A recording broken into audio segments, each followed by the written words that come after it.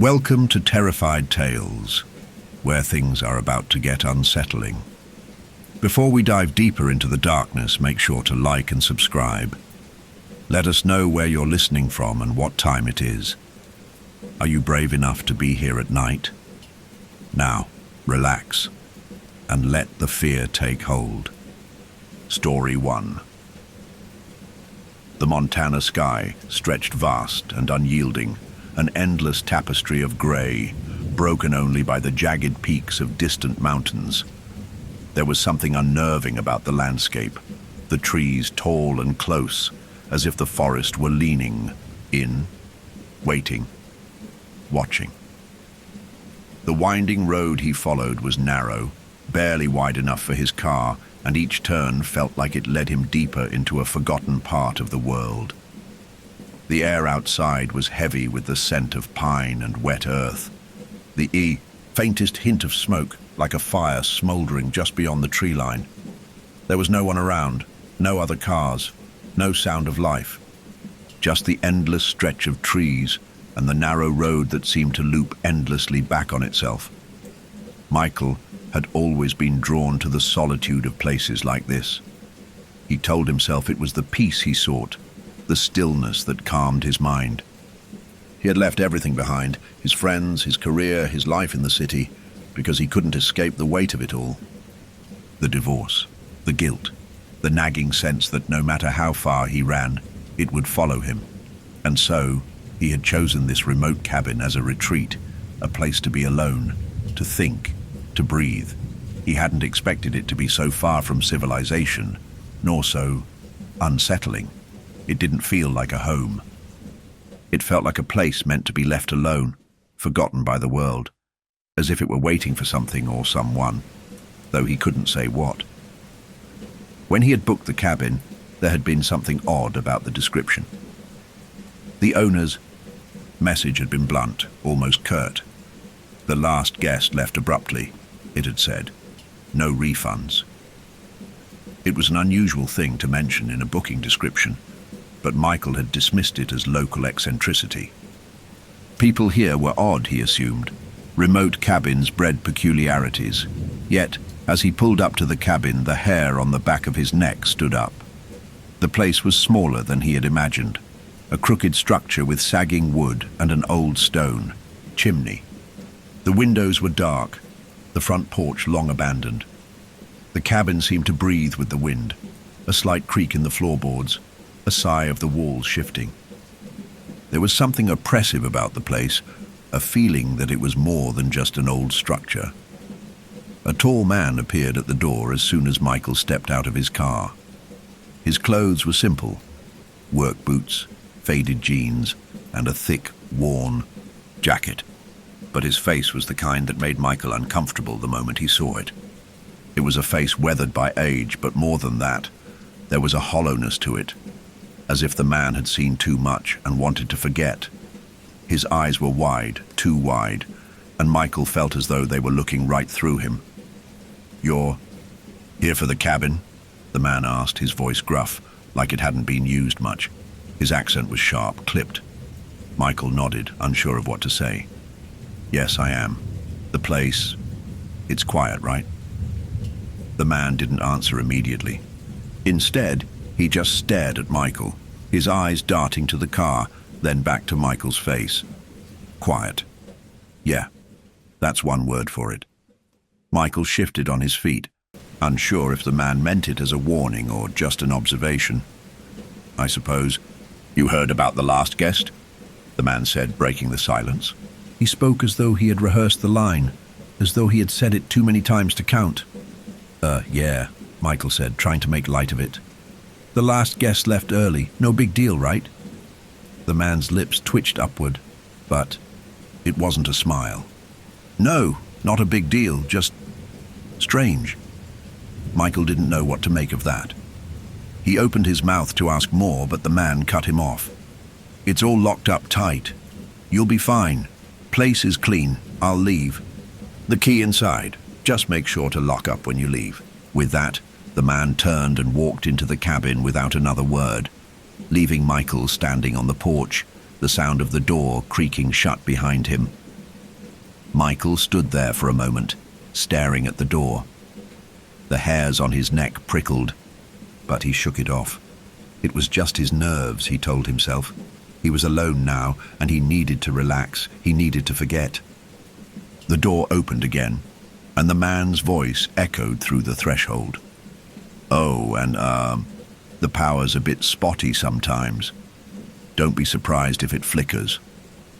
Michael glanced at the man, who was already retreating into the shadows of the cabin. He nodded. "Got it. Thanks." The door closed again, and Michael was left alone. The cabin smelled of old wood, dust, and something faintly musty. It was cold inside, though not unbearable, and the heavy smell of smoke lingered from the fire that had long since gone out. The furniture was sparse, an old couch covered in a faded floral pattern, a heavy oak table, a rocking chair near the window. Everything felt worn, used, as though it had been abandoned long ago, but had somehow continued to exist, untouched. He set down his bags and made his way to the fireplace, hoping to start a fire and bring some warmth to the room. As he struck a match and watched the small flame flicker to life, he heard the sound of something outside, a soft creak, the sound of branches brushing against the roof, or maybe just the wind. It wasn't the wind, though. It felt deliberate, like something was moving around outside. Michael froze, his breath catching. His gaze shifted to the window. A dark figure stood just beyond the trees, too still, too quiet. It wasn't moving. The night had fallen, and the figure was just there, staring at the cabin. His pulse quickened. He strained his eyes, trying to make out more details, but the figure disappeared into the blackness of the forest, as though it had never been there. Shaking his head, Michael told himself it was just the shadows, just his imagination playing tricks on him. He had been alone too long. He was tired. That's all it was. Still, he couldn't shake the feeling that the forest was watching him, waiting. The fire crackled in the hearth, but it did little to cut through the chill that had settled into the cabin. Michael sat on the old floral-patterned couch, his hands wrapped around a mug of lukewarm coffee. The shadows on the walls danced like ghosts, flickering with each burst of flame, creating an atmosphere that was both eerie and intimate. He tried to focus on the fire, to let it calm his thoughts, but his mind kept drifting back to the figure he had seen outside the window. Was it real, or had it been a trick of the dark? The wind howled outside, making the walls of the cabin groan in protest. The trees shook violently, their branches creaking under the force of the storm. But Michael felt disconnected from it all. The isolation was suffocating. It wasn't the silence that unsettled him. It was the fact that the silence seemed too perfect. The stillness was oppressive, as though the world outside had stopped breathing. There was no sound of animals, no rustling leaves, or distant calls from birds, just the relentless howl of the wind and the occasional creak of the cabin settling into its foundations. He stood up, pacing the room, looking for something to distract him. The bookshelves were sparse, filled with dusty old novels and strange, handwritten journals. One journal in particular caught his attention. It was leather-bound, worn and faded, with no title on the cover. He opened it, scanning the first few pages, but the words seemed like nonsense. Jumbled thoughts, disconnected ramblings. Some pages were barely legible, scribbled in dark ink, the letters thick and uneven. A cold draft swept through the room, making the pages of the journal flutter. Michael looked up startled and caught sight of the door, which was slightly ajar. He hadn't noticed it before, but it was clearly not locked. The wind seemed to be pushing it open, a soft creak echoing through the still air. He walked over to close it, but as his hand reached the handle, the hairs on the back of his neck stood up. A feeling of unease settled over him, a sensation that someone, or something, was just behind him. He turned, but the room was empty. The shadows stretched, long and distorted. Suddenly, a loud bang came from somewhere in the house. The sound was sharp, too sharp to be the wind or a tree branch. It came from the direction of the back room, where the door to the small bedroom stood. His heart leapt into his throat. Cautiously, he moved toward the bedroom, his steps muffled by the thick rug on the floor. The door was slightly ajar, as if it had been opened just moments ago. He could see a faint outline of the bed, the thin sheets tangled from where he had lain earlier. Nothing seemed out of place, but then, a soft thump from the direction of the window. Michael froze. His breath caught in his throat, his heart pounding in his chest. He turned his head toward the sound, his eyes darting to the glass. There, just beyond the window, a dark shape moved swiftly across the frame. A shadow. It wasn't human. It was too fast, too fluid, moving in a way that seemed impossible, like it was both part of the darkness and something separate from it. He stepped back, his mind racing. The window was locked, wasn't it? He hadn't opened it since arriving. His pulse hammered in his ears as he rushed to the window, throwing back the curtain to find nothing. Just the blackness of the forest, the swaying trees, the distant rumble of thunder. His hand trembled as he checked the lock. It was secure, untouched. There was no explanation. No sign of the figure, no trace of whatever had passed in front of the glass. He stood there, breathless, as the wind rattled the window panes. But the unease didn't fade. The more he tried to convince himself it was nothing, just the wind, just his nerves, the more he realized that the feeling of being watched hadn't gone away. The house felt different now, oppressive, as though it was closing in on him. The shadow seemed thicker, heavier, and there was a low hum in the air, like an electric charge gathering just beneath the surface. It was getting harder to ignore. He returned to the living room, trying to shake off the creeping panic. The fire was dying now, the orange embers flickering weakly, and the shadows seemed to stretch even further in the growing darkness. A sudden knock on the door. He turned toward it, his pulse quickening.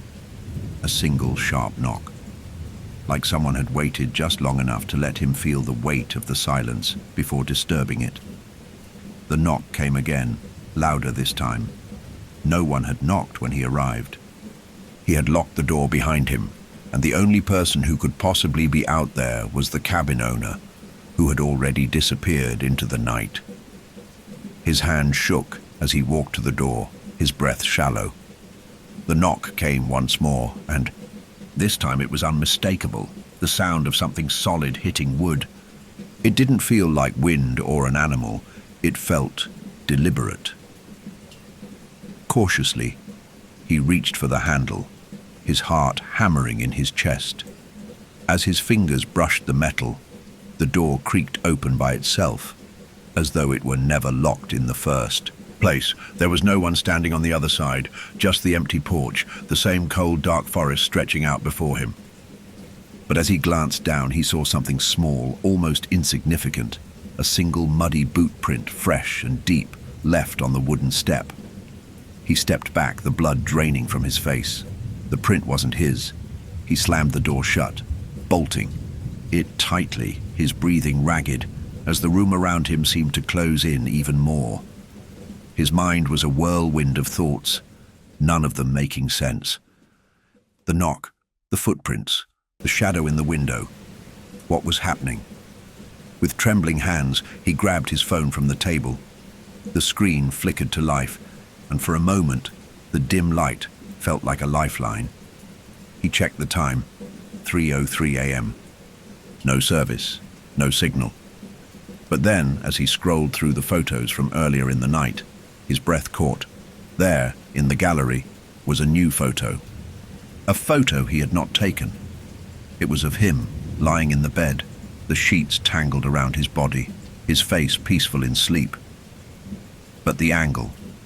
Someone had taken the photo from outside the window. His chest tightened as he realized the true horror of it. He wasn't alone, and someone had been watching him, waiting. Michael's fingers trembled as he held his phone in his hand, staring at the photo of himself asleep in the bed. The shock of it hit him like a cold wave, numbing his limbs, making his chest feel tight. His eyes darted around the room, every corner now a potential hiding spot. How could someone have taken that photo? The window. He hadn't heard it open. He hadn't seen anyone. With shaking hands, he went to the window, pulling back the curtain once more. The outside world was nothing more than a thick, impenetrable blackness, the trees barely visible under the dim light of the fading moon. There was no sign of movement, no footprints in the snow, nothing to indicate that someone had been there. It was as if the figure, the person who had snapped that photo, had vanished into thin air. But the photo didn't lie. The unnerving thought crept into his mind. What if they were still here? Michael's breath came faster as the cold dread slowly twisted in his gut. He turned back to the phone, flicking through his pictures, searching for any other images that shouldn't be there. His eyes scanned each photo, the timestamps flickering, with each swipe until there it was, a second photo. This one taken only minutes after the first. It was a grainy shot of the door to the bedroom, slightly cracked open, as though someone had been standing right outside. The faintest outline of a figure could be seen through the crack, but it was too blurry to make out any details. Just a shadow, a shape. But it was unmistakably there. They're watching me. The thought burned through him like a searing fire, and his entire body went rigid. He turned in a circle, scanning the room. The walls seemed to close in, the shadows stretching, unnaturally long, and every creak of the house now felt like a warning. The hair on the back of his neck stood up as though some invisible presence was lurking just beyond his sight, waiting to make its move. He backed away from the window, glancing at the door to the bedroom. The faint crack in the doorframe seemed to mock him, daring him to investigate. But he couldn't. He couldn't let himself go in there, not when the fear was crawling up his spine, coiling in his chest, choking him with every breath. But I have to know, every ounce of his being screamed at him to leave, to get in the car and drive away. But something deeper inside kept him rooted. He had to find out what was happening here, what was going on. The rational part of his brain told him it was just his nerves, the stress of being alone in the woods, but every instinct in his body screamed that something more sinister was at play. He grabbed the journal he had found earlier, flipping through the pages again, desperate for some clue. There had to be an explanation, something, anything, that could make sense of the creeping dread that had taken over. The words were still jumbled and nonsensical, but one page caught his eye. It was a note, hastily written, the ink smudged and uneven. They never leave. Not truly. They are always watching. They wait for the right moment. Michael's pulse quickened. He felt a coldness seep into his bones as he read the words over and over, as though they were speaking directly to him, to his own predicament. The last guest had written these words, hadn't they? He had to know what they meant. The unease continued to grow as the wind howled outside, its gusts rattling the windows and shaking the walls of the cabin. A sudden crash from the other room made him jump. The sound was muffled, almost swallowed by the distance, but it was clear. It came from the back of the cabin, from where the kitchen was. His legs moved before he could think, his heart hammering in his chest as he stepped cautiously toward the hallway, the air thick with fear. The kitchen door was cracked open and Michael could see a sliver of movement from the corner of his eye. Something was in there. Something was. His breath caught in his throat. The second coffee cup from earlier, the one that had been placed on the table by his bed, was sitting on the kitchen counter. The cup was empty, but there was something wrong with it, something that made his stomach twist. The handle was slightly turned, as though someone had been holding it moments before. And then, as if by instinct, his eyes moved downward. Wet footprints. They led from the door to the kitchen, across the floor, and stopped in front of the counter. There was a streak of moisture in the shape of a hand, as though someone had placed their palm on the edge of the counter and leaned in close. But the air was dry. The ground was frozen outside. There should be no wetness here. The footprints, the handprint, they couldn't have come from the outside. No one's been here. He backed away, but as he did, something caught his eye. The back door, which he had checked earlier, was cracked open, just a few inches, letting in the faintest trickle of cold air. It hadn't been like that before. He was certain someone is here. He tried to push the thought out of his head, but the fear was too overwhelming. He was alone, wasn't he? There was no logical explanation for what was happening. The wet footprints, the second cup, the figure in the window. It all pointed to one thing. Someone was in the cabin with him. His chest tightened, his breath shallow as the panic crept in, taking root. I need to leave. But the front door, the one that had been unlocked, was still locked, just as he had left it. His mind raced, trying to find some connection, some thread that could explain the madness of the night. The last guest, the mysterious owner, the cryptic messages. It was all connected. The piece of the puzzle had to be right in front of him. Then it hit him. The note on the door, the message carved into the wood. I never left. The truth gripped him then, like a vise around his chest. He hadn't just rented the cabin. He had stepped into a place that no one ever truly left. The last guest had written it in the journal. The owner had warned him. And now, he too was part of the story, part of the curse. The door creaked. The house, alive with the slow turning of its ancient wood, made a noise like it was groaning, like it was awakening to something. Michael's body froze. The floorboards groaned again. This time closer, closer to him. His breath stopped as he turned toward the sound, barely daring to move. And then, from the darkness of the hallway, a soft whisper drifted toward him. I never left. He spun around, but there was no one there. Only the shadows of the cabin, stretching like long fingers creeping toward him. He was never alone. And now, there was no escape. The whisper echoed in his ears, a soft, insistent sound that sent tremors through his body. I never left. The voice was low, almost a murmur, yet it vibrated deep within his chest, reverberating like a pulse in the very walls of the cabin. Michael's heart hammered in his chest, each beat a frantic warning as he scanned the room. His breath came in shallow gasps, his eyes darting from one shadow to the next.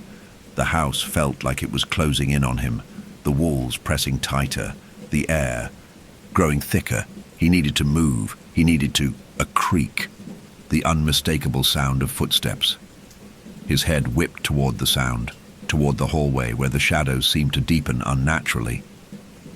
The footsteps were slow at first, deliberate, like someone was testing the floorboards before taking another step.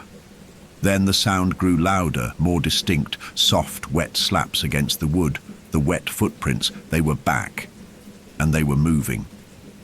His pulse quickened as the realization struck. They were coming toward him. The faint, distorted slaps of damp soles on wood echoed through the silence, growing steadily louder, growing closer. His eyes snapped to the floor, and there it was.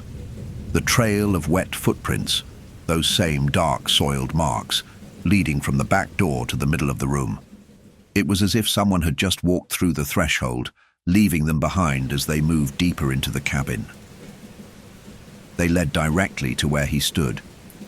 He froze, rooted to the spot, unable to move, as the wet footsteps continued, each sound a sickening confirmation that something was in the cabin with him. No one should be here. His gaze flickered around the room, searching for an escape, but all he could see were the dark corners, the oppressive weight of the shadows that seemed to be pulling toward him, folding in on themselves. The walls felt as though they were alive, breathing, shifting, and he could hear it now, whispers, barely audible, coming from the air around him. "I never left." The words seemed to press in from all sides, suffocating him, drowning him in their suffocating weight. He could feel the presence now all around him, and the sensation of being watched, of being hunted, crawled under his skin like insects. The footsteps stopped. For a moment, there was only silence, too still, too thick, before Michael heard the unmistakable sound of something else. The soft scrape of metal against wood, followed by a sickening, rhythmic thud. His stomach churned at the sound, and instinctively he backed away. His gaze snapped toward the kitchen door. The footprints were there, but they had stopped in front of the door just before it. The thudding noise was growing louder now, the rhythm unnatural. Something or someone was in the kitchen. It was moving, but not in the way a person should. A low hum filled the air, faint at first, but slowly it grew, a deep, vibrating noise, like a resonance in the very bones of the house. And then, a sharp, sudden scream split through the air. It came from the back room, from the darkness beyond the kitchen, a sound of pure, agonizing terror. But it wasn't human. It wasn't anything Michael had ever heard before. It was a sound so raw, so otherworldly, that it made his stomach turn, like the cry of an animal caught in a trap, or the scream of someone who had been buried alive. The scream was followed by a loud crash and then a silence that felt worse than the noise. "Get out. Get out now." The thought came to him like a gut instinct, but his body was frozen, his feet cemented to the floor. The door to the back room stood slightly ajar, a sliver of darkness beyond it. His eyes were locked on the shadows there, on the faint, shifting shapes that seemed to move just at the edge of his vision. The air was thick now, suffocating, and the whispers grew louder, closer.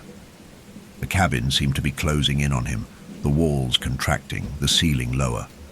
His pulse raced, and his thoughts scrambled to make sense of it all. What is happening?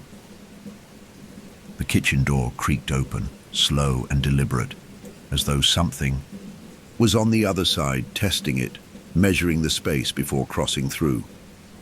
The air shifted with the movement, and Michael swore he could feel the weight of the thing, it on the other side, standing just out of sight, waiting for him to make a move. The wet footprints, the very same trail that had appeared earlier, had now moved from the center of the room, snaking their way toward the kitchen, toward that open door. The shadow was just beyond the threshold, just out of view, and he could feel it, its presence, its eyes on him, as if it were waiting for something or someone. And then, without warning, the room grew colder. The temperature plummeted in a split second, as though an icy hand had gripped the air, freezing everything in place. Michael's breath misted in front of him, the cold sinking into his bones, into his very skin. The whispering stopped, and in its place came a voice, this time clear, distinct, and unmistakable. "You're not going anywhere." The voice was a low growl, a sound that seemed to come from everywhere and nowhere at once.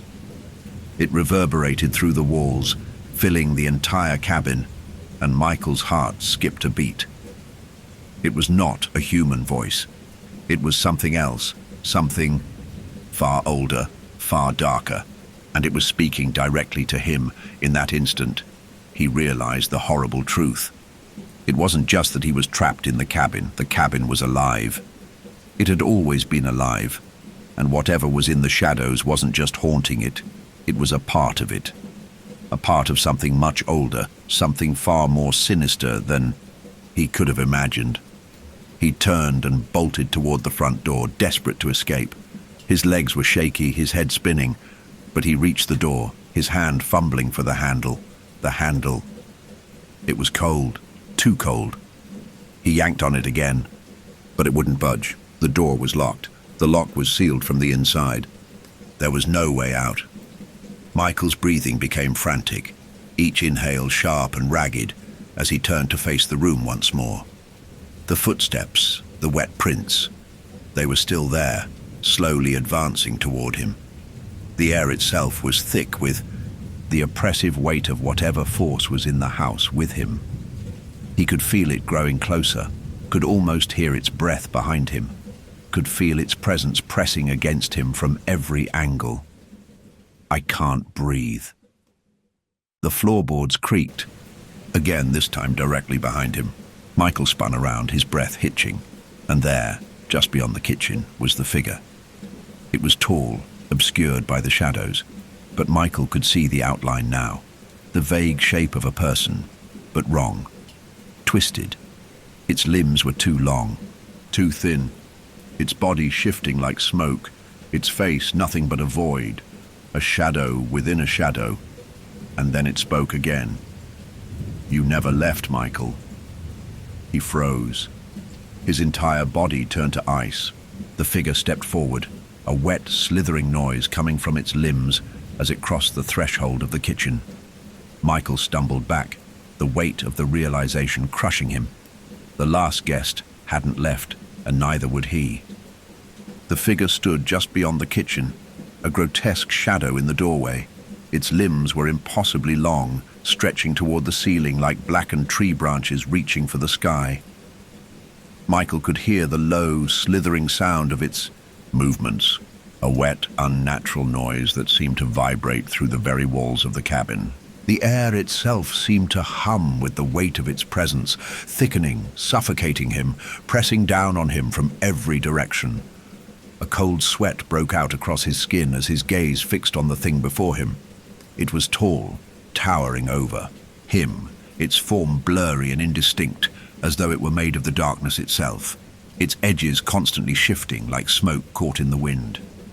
The longer he stared at it, the more he felt as though it were looking at him, piercing through his very soul with its empty, featureless face. "I have to move," but his legs wouldn't respond. His body was paralyzed, rooted to the spot by the terror that gripped him, by the sheer impossibility of the thing standing before him. It wasn't just the shape of the figure that terrified him, it was its presence. The overwhelming sense that it was part of the house itself, part of the air, part of the very ground he stood on. It had always been here, just beneath the surface, waiting for someone to step inside, someone to disturb the stillness of its ancient slumber. The whisper returned, so soft it was barely a sound, but it vibrated through his bones. "I never left."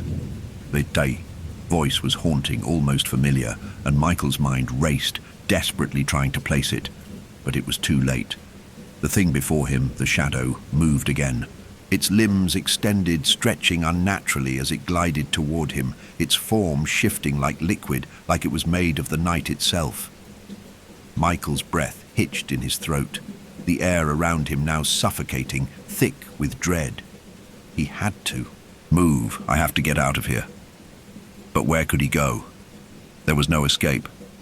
The door was locked, the windows sealed, the shadows too thick to see through. The entire cabin felt like it was alive now, watching him, waiting for him to make a mistake. And the figure, it was still moving, closing the distance, its form never fully revealing itself, always just out of reach, a mere flicker in the corner of his eye. Suddenly his phone buzzed in his pocket. The noise was sharp, intrusive, a jarring reminder of the world outside the nightmare that had swallowed him whole. For a moment the terror paused and his fingers, trembling, reached for the phone as though it were some sort of lifeline. His breath caught when he saw the screen. A new notification. A photo he hadn't taken. He tapped the screen, his mind racing, trying to make sense of what he was seeing. It was a picture of himself lying in the bed earlier, sleeping just like the first photo he had found. But the angle was wrong, the shot taken from outside the window. It was eerily familiar. The same photo that had haunted him before. And yet, this photo was different. This one was taken more recently. The timestamp showed that it had been taken only moments ago. His blood ran cold. The figure in the doorway, it wasn't just standing there. It wasn't just watching. It was waiting. It was waiting for something.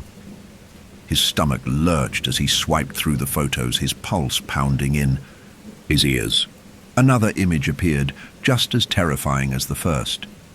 Another photo of him. But this time, he was standing in the hallway, his hand gripping the door handle, frozen in place, just like he had been moments ago. The timestamp on this photo was even more recent, only seconds old. It's here. Michael's mind was screaming at him to do something, to run, but his body refused to obey. The photos were undeniable. Whoever or whatever had been taking them had been following him through every step. He had thought the figure outside the window was an accident, a trick of the light, but now he realized the truth. The thing wasn't outside at all. It was already inside. The cabin wasn't just haunted by the figure. It was the figure. It had always been here, part of the place, embedded in the very wood and stone. And now, it was watching him, waiting for him to acknowledge it. A new photo appeared on his screen. His heart stopped. It was of him again, but this time he wasn't alone. Standing just behind him, almost blending into the shadows, was the figure. Its face, if it could even be called that, was nothing but a dark void. No eyes, no features, just emptiness. And yet, in that moment, Michael could feel the weight of its gaze, its presence pressing down on him like an anvil. It's in here with me. He felt his legs finally give way, his body collapsing to the floor, the phone slipping from his hand. His breath came in ragged gasps, the walls pressing in on him as though they were closing, suffocating him. The very air seemed to grow colder, and his skin prickled with the sensation of invisible hands reaching for him. It's not just watching. He tried to scream, but the sound caught in his throat, trapped like a bird in a cage. His hands trembled uncontrollably as he tried to push himself to his feet, but the fear was too much. The room was spinning, the shadows deepening, and the whispers. They were all around him now, swirling through his thoughts, filling the silence with a sickening presence. I never left. The voice was louder now, sharper, almost as if it were coming from inside his own head. The figure in the doorway had moved closer, its form shifting like liquid smoke, too fluid to grasp, too fast to follow. He could feel it now, its presence pressing against him like a weight on his chest. His heart raced, a frantic, pounding drumbeat that seemed to sync with the sound of his breath. And then, just as quickly as it had appeared, the figure was gone. The room was still. The shadows hung heavy in the air, thick and oppressive, but the figure was no longer there. Michael scrambled to his feet, his legs weak, his head spinning. He couldn't think. He couldn't breathe. The silence was maddening. And then, as he glanced down at his phone once more, another photo appeared. It was a close-up shot of his face. But this time he wasn't asleep. He wasn't standing frozen, in fear. In this photo, his eyes were wide, terrified, as though he had just seen something that no human being should ever have to see. Something that had made him realize the truth. He was never alone. And now, there was no way out. Michael's heart hammered in his chest as he stared at the photo on his phone. His own face, contorted in terror, stared back at him, but it wasn't just the fear that chilled him. It was the realization that the photo had been taken just before. He had looked down at the phone. Somehow it had captured his expression before his body could react to the horror he was now experiencing. The room felt colder now, the air thick and heavy with an oppressive energy, like the very walls were pressing inward, urging him to give in, to accept what was happening. The faint sound of the wind outside had grown louder, now howling like a mournful wail. But it didn't mask the other noises. The subtle creaks of the house, the shifting of the floorboards beneath his feet, the whispering that seemed to echo from every direction. He couldn't think clearly. The fear was too sharp, too consuming, and the more he tried to understand what was happening, the more the cabin seemed to close in around him. The shadows pressed in on all sides, moving just out of his peripheral vision, and the whispers. God, the whispers. They were relentless now, like thousands of voices all murmuring his name, calling to him from just beyond the walls. I never left. The voice was louder now, clearer, but still distant, as if it were coming from everywhere and nowhere at once. Michael's stomach twisted with fear. His head swam with confusion. Every logical part of his mind screamed for him to run, to escape, to leave this place and never look back. But there was no way out. The doors were locked, the windows sealed, and the thing, the presence, was still here, watching him. He needed to find answers. He needed to understand what was happening, or he might lose his mind entirely. With shaky hands, he stood up, moving cautiously toward the hallway. The wet footprints were gone now, as though they had never been there. But as he stepped toward the bedroom, something else caught his eye. The door. The bedroom door, which he had checked earlier, was ajar. The crack was wider now, just enough to let a sliver of moonlight spill into the dark hallway. Michael hesitated. Something was different. The door had been closed. He was certain of it. But now, it was open, inviting him to enter. His body moved, against his will, compelled by an unseen force. Each step was a battle against the panic swelling inside him, but he couldn't stop himself. His hand reached for the door handle, cold and slick under his touch, and he turned it slowly. The door creaked open with an unnerving groan, the sound echoing through the empty cabin like a death knell. Inside, everything was still. The bed was undisturbed, the sheets rumpled from his earlier rest, but the room felt wrong, unnaturally still, as if it was holding its breath. The shadows were deeper here, pooling in the corners, and the air smelled faintly of damp earth and decay. The unsettling silence in the room was unbearable, and Michael could feel his pulse racing, pounding in his ears, as though the cabin itself were alive and watching. His eyes scanned the room, desperately searching for something, anything, that could explain what was happening. But then, as he looked toward the doorframe, he saw it. A message, carved into the wood of the door, just beside the handle, was a series of jagged letters, deep gouges that had been etched with terrifying precision.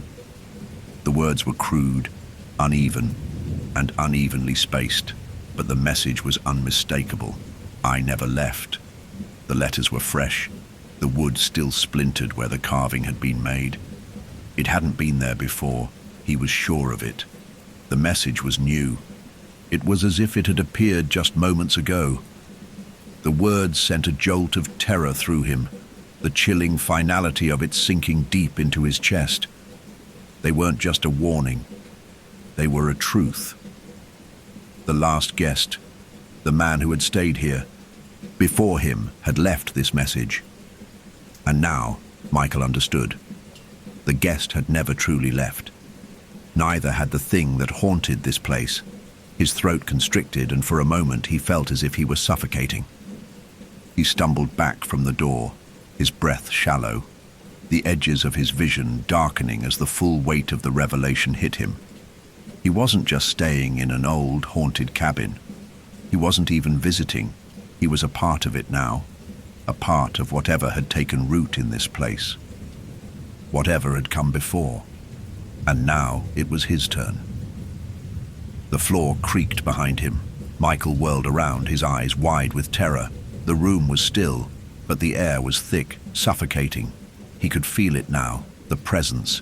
It was everywhere, swirling. Around him, in the corners, in the very walls. The whispering had grown louder, more insistent, and then the silence returned. But it was not a relief. It was worse.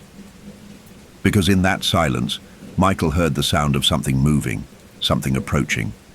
Footsteps, soft and deliberate, echoing from the hallway. And as they grew louder, the whispering returned, this time clearer, almost intimate. I never left. It was coming closer. The cabin groaned beneath his feet as if it were alive, stretching, reaching for him. The walls seemed to close in on him, the shadows creeping forward like hungry hands. The darkness was so thick now, he could feel it pressing against his skin, seeping into his thoughts, into his very bones. With a gasp, Michael spun toward the door, his mind screaming for him to run, to escape, but his legs were weak, his body slow to respond. The door slammed shut in front of him, trapping him in the room. No! No! He threw himself against the door, his palms slamming into the cold wood, his body trembling with fear. It wouldn't budge. The door was locked. It had always been locked, and then the whispers returned, closer now. So close he could feel the breath against his neck, the cold air seeping into his skin, chilling him to the core. His heart pounded in his chest, the thudding sound echoing in his ears, drowning out everything else. The whispers, they weren't whispers anymore, they were voices, real voices. You can't leave. The words were clear, cold, almost mocking. Michael turned, his body trembling, his mind spiraling into madness. But he couldn't escape the truth. He was no longer a guest. He was part of the house, part of the curse. There was no leaving now. The last guest hadn't left, and neither would he. Michael's breaths were shallow, each one coming faster, more erratic, as his mind struggled to comprehend what was happening. The room felt smaller, the shadows pressing in on him as though they were alive, shifting with purpose. He could no longer tell where the walls ended and the darkness began. The cold air in the cabin grew heavier, like a tangible weight pressing against his chest, making it harder to breathe. The whispers had faded for a moment, leaving only a thick, stifling silence. But that silence was far worse than the voices. It felt wrong, like the world itself had stopped spinning. The faint creaks of the floorboards, the howling wind outside, it all felt too far away, too disconnected, as if he were suspended in time, isolated in a void. And then he heard it. The sound was faint at first, a soft, scraping noise, like nails dragging slowly across wood. It wasn't rhythmic, but it had a deliberate quality to it, as if someone, or something, was marking the passage of time with each motion. Michael's skin crawled, his neck stiffened, and his eyes darted to the door, to the window, but there was nothing, just the oppressive stillness. The scraping grew louder. He turned, slowly, his body betraying him, each movement slower than the last. He could feel the weight of something watching him, waiting, as if it were savoring the moment. His gaze swept the room in frantic desperation, but everything remained still. And then, there, the kitchen. A faint shadow shifted just past the doorframe, barely noticeable, but Michael saw it. His heart lurched. The cold hand of fear wrapped around his throat as the scraping noise intensified. It wasn't just coming from the kitchen anymore, it was everywhere. The walls seemed to be groaning with it, the floor vibrating under his feet. A deeper, more guttural sound now joined the scraping, like something dragging along the walls, pulling itself closer. It's coming! The realization struck Michael with such force that he nearly staggered. He wasn't sure if it was the figure, the shadow that had been following him, or something worse. But it was coming closer, moving through the house, making its way toward him. The presence was undeniable now. His whole body was on edge, every nerve screaming, every instinct begging him to run, but the cabin had trapped him in its grip. The door was locked, the windows sealed shut. There was nowhere to hide, and still that sound. Scratch, drag, scratch. His breathing was erratic, and sweat beaded on his forehead as he backed away from the bedroom door. His mind spun, desperately trying to find a way out, a way to break the grip this place had on him. The shadows seemed to gather at the corners of the room, curling like smoke, and he could feel them stretching toward him, drawing closer with every passing second. No. No. This isn't real. This isn't real. But it was real. He knew it was real. He had to do something. He had to make it stop. His eyes fell to the journal he had found earlier, the one filled with erratic, cryptic writings. There had to be something in it.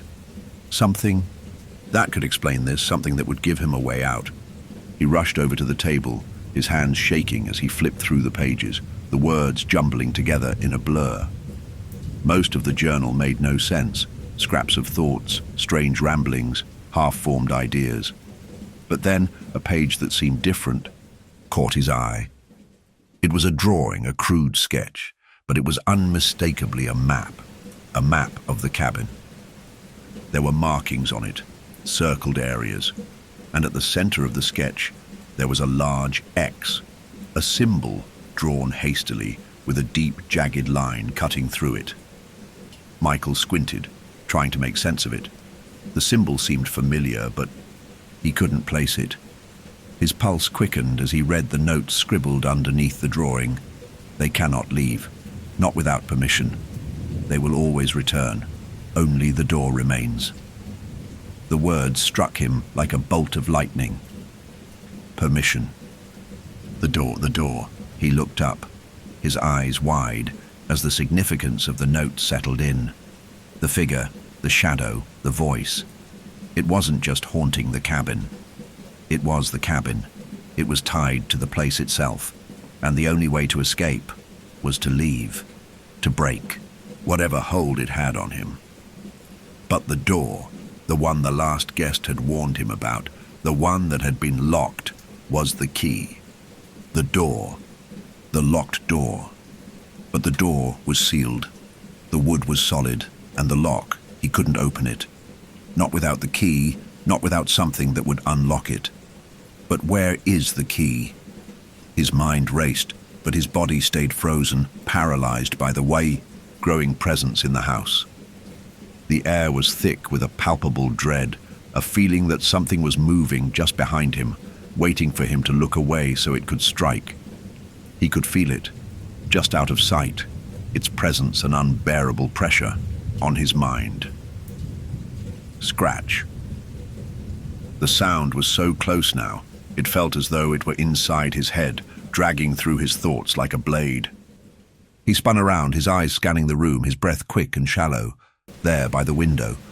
The figure was there, no longer a shadow, but something more defined. Its form was blurred, like something was distorting it, bending it, but it was there. The thing that had been following him. The thing that had been waiting. It was standing in the doorway, just at the edge of the kitchen. Its shape rippled in and out of focus, like it was made of smoke, like it didn't belong here, in the real world. But it was real. So very real.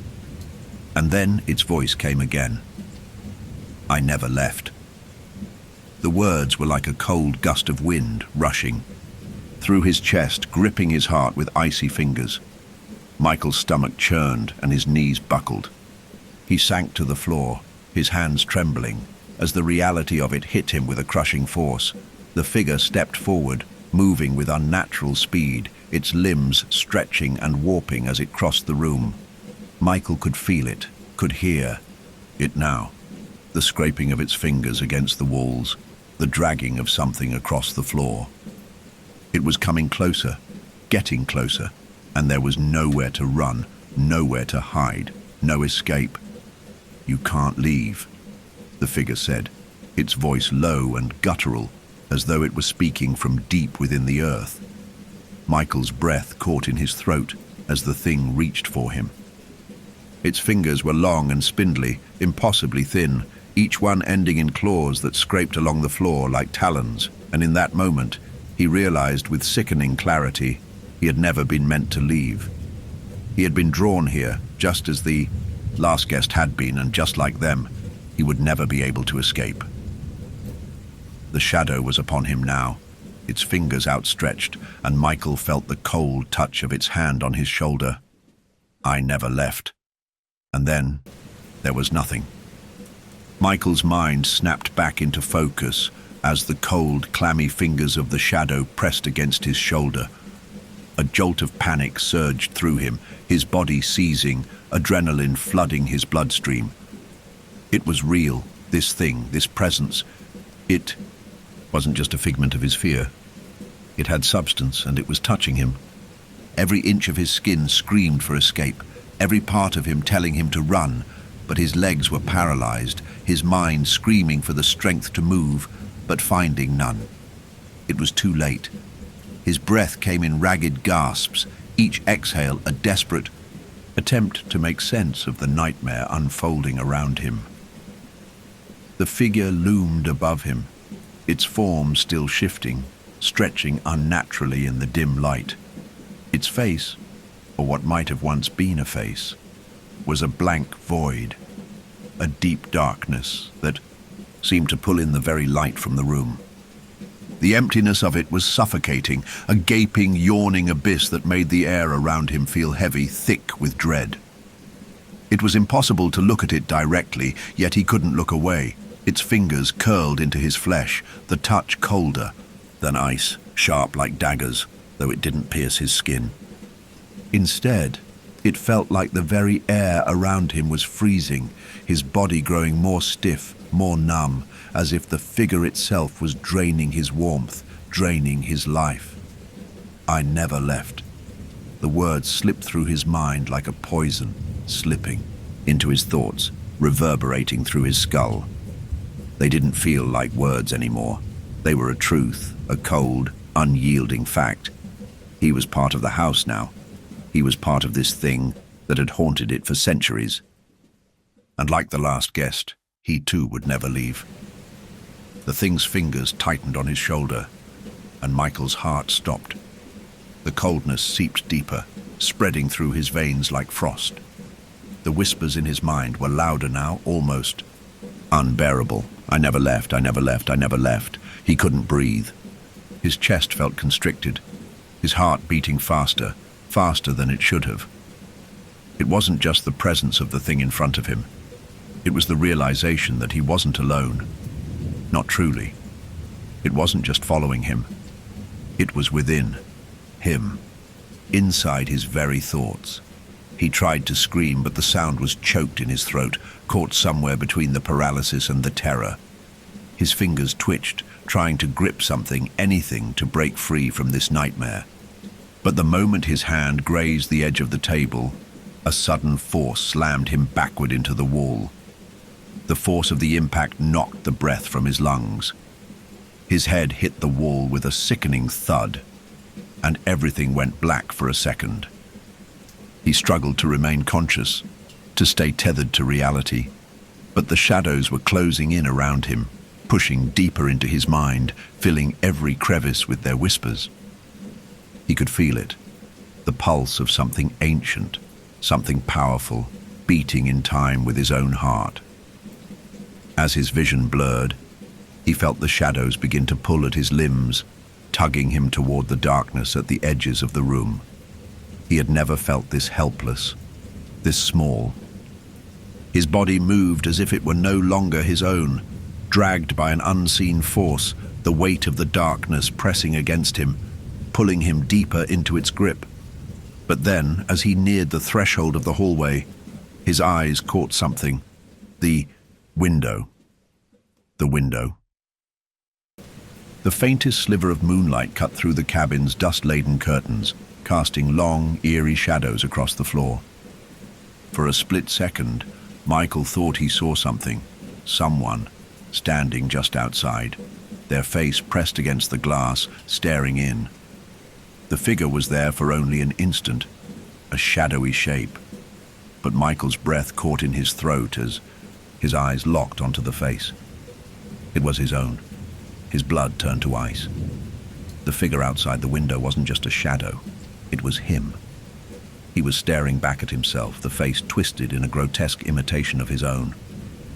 It was an awful reflection, a version of himself distorted by the darkness, an image of horror. Michael's heart thundered in his chest. Was he losing his mind? Was this it? The end? The fear that had been boiling in his chest since he first arrived now bubbled over, breaking free as the pressure built in his skull. But then he saw the reflection move. It was moving. The figure outside the window, his reflection, reached up, pressing its palm against the glass, its fingers stretching, elongating unnaturally, like the very shadows were manipulating it. The glass seemed to warp beneath its touch, the cold condensation on the window shimmering with an unnatural glow. Michael's chest constricted as he watched, horrified as the figure slowly turned its head, its eyes now wide and hollow, blank, empty black holes where there should have been life. The reflection smiled. The smile was too wide, stretching across the face until it looked like the skin might tear. The smile wasn't his. It was a mockery of it, twisted and hungry, like something out of a nightmare.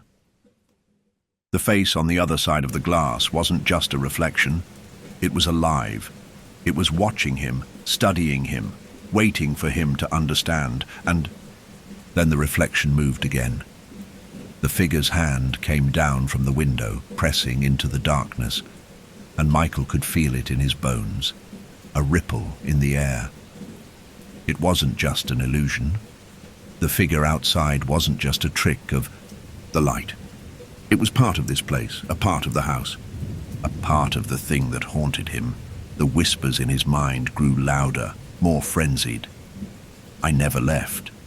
Michael's eyes widened in realization as he understood what it meant. He wasn't just trapped in this cabin with the figure. The figure was him. It was always him. It was the last guest, the one who had carved the message into the door, the one who had been swallowed by the house, who had become a part of it. He was no longer a guest. He wasn't just someone who had rented a cabin for a weekend. He was becoming part of it. The cold touch on his shoulder tightened, and he felt the pressure of the house closing in around him. The walls were closing, the shadows pressing against him, pulling him into the darkness. And then, with a sickening lurch, he realized that the reflection wasn't just mocking him. It wasn't just a vision. It was waiting for him to join it. He reached for the window, his hands shaking, pressing his palms against the glass, his breath fogging up the pane. The figure outside mirrored him exactly, its fingers curling just as his own did. The window grew colder, colder than it had ever been, the chill sinking into his skin, into his bones, deeper than any fear could. His own reflection was no longer just a reflection. And the whispers, the ones that had filled the cabin from the very start, became a chant, repeating the same 3 words over and over again, louder, more insistent. I never left. And as the darkness consumed him, Michael felt his last breath drawn in, his mind torn between the past and the present, between reality and the shadows, as he was pulled into the window, into the house. There was no escaping it. There was no escaping himself. Michael's hand pressed against the cold window pane, his breath fogging the glass as his reflection, or was it his shadow, stared back at him, its eyes hollow and filled with dark, suffocating emptiness. The whispers had become a cacophony, a symphony of voices from every corner of the room, spiraling inwards like an inescapable vortex. Each word, each syllable seemed to crawl beneath his skin, echoing in his thoughts, making it impossible to tell where his own mind ended and the whispers began. I never left. The phrase pounded against his skull, like the heavy footfalls of something vast and ancient moving in the darkness of his own soul. It was not just a sentence. It was a truth, a cold, undeniable truth that wrapped around him, squeezing the life out of him.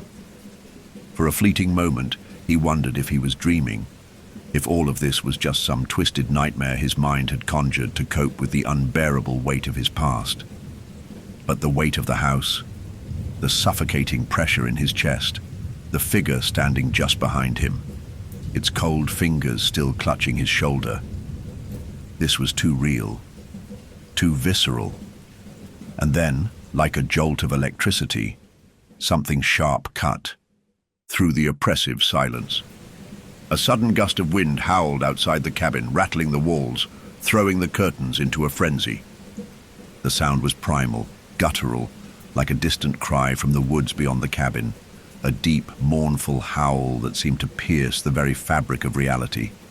The air thickened, the temperature dropping sharply, until Michael felt the freezing bite of the wind crawl beneath his skin, coating his bones with ice. It wasn't just the storm outside, it was the forest, the trees, the house itself. It was as if the world outside was no longer separate from the horror inside. It was all connected.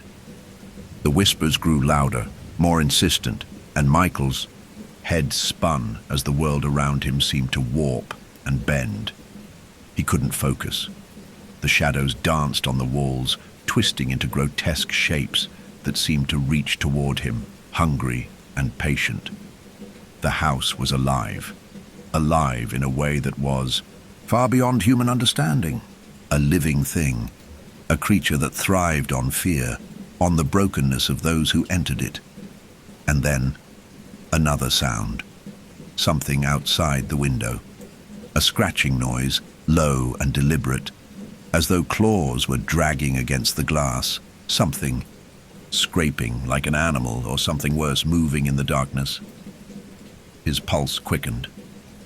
He spun toward the window, pressing his palms flat against the glass, heart pounding as his eyes frantically searched the night. There in the blackness, he could see movement, shadowy figures flitting just beyond the reach of the moonlight. Not animals, not trees, people. Their forms were distorted, bending in unnatural ways, their faces obscured by the shadows, but Michael could tell they were watching him. He wanted to scream, to shout for help, but the terror gripped him like a vice, stealing the words from his throat. The figures outside were moving now, slowly, deliberately, their shapes becoming more defined as they approached the cabin. He could see them shifting, a sea of pale, twisted bodies dragging themselves across the clearing outside. There were so many of them. No, they can't be real. His mind screamed at him, begging for him to understand that they were just figments of his fear, his desperation. But deep down, he knew they were real, and they were closing in. His hand gripped the window frame, nails scraping against the wood, desperate to open it. But the window wouldn't budge. It was sealed tight, as though it had been made to keep him in, to keep the house and the things outside from escaping. "I never left." The phrase was louder now, more present than ever, filling his mind. Echoing from the walls, the ceiling, the very floor beneath him. He couldn't escape it. He couldn't escape the truth. The house, the figure, the forest, it was all connected. Every piece of this nightmare was part of something greater, something older, that had been waiting for him, waiting for his arrival. And now, the forest outside wasn't just a backdrop to his torment. It was alive. The trees, those towering, twisted sentinels, were watching him, their branches swaying in time with the whispers as though they were listening. The wind, the howling wind, carried their voices, the hollow moans of something ancient, something beyond his comprehension. Suddenly, the ground beneath his feet shifted. It was subtle at first, just a vibration, a faint tremor, but it was enough to send his heart into overdrive. He stumbled back, his head spinning, his legs weak. The house, no, the cabin, was moving. The entire structure seemed to groan, its walls creaking as though they were made of flesh, not wood. A low, guttural sound filled the room, vibrating the very air around him. And then, the door. Michael's eyes locked onto the door, the one that had been locked, the one that had been sealed shut from the moment he arrived. The door to the outside world, to freedom. It was opening. Slowly, impossibly slow, the door creaked open, the hinges protesting as though they had not been moved in years. A faint light bled into the cabin from beyond. A pale, sickly light that seemed to pulse with a life of its own.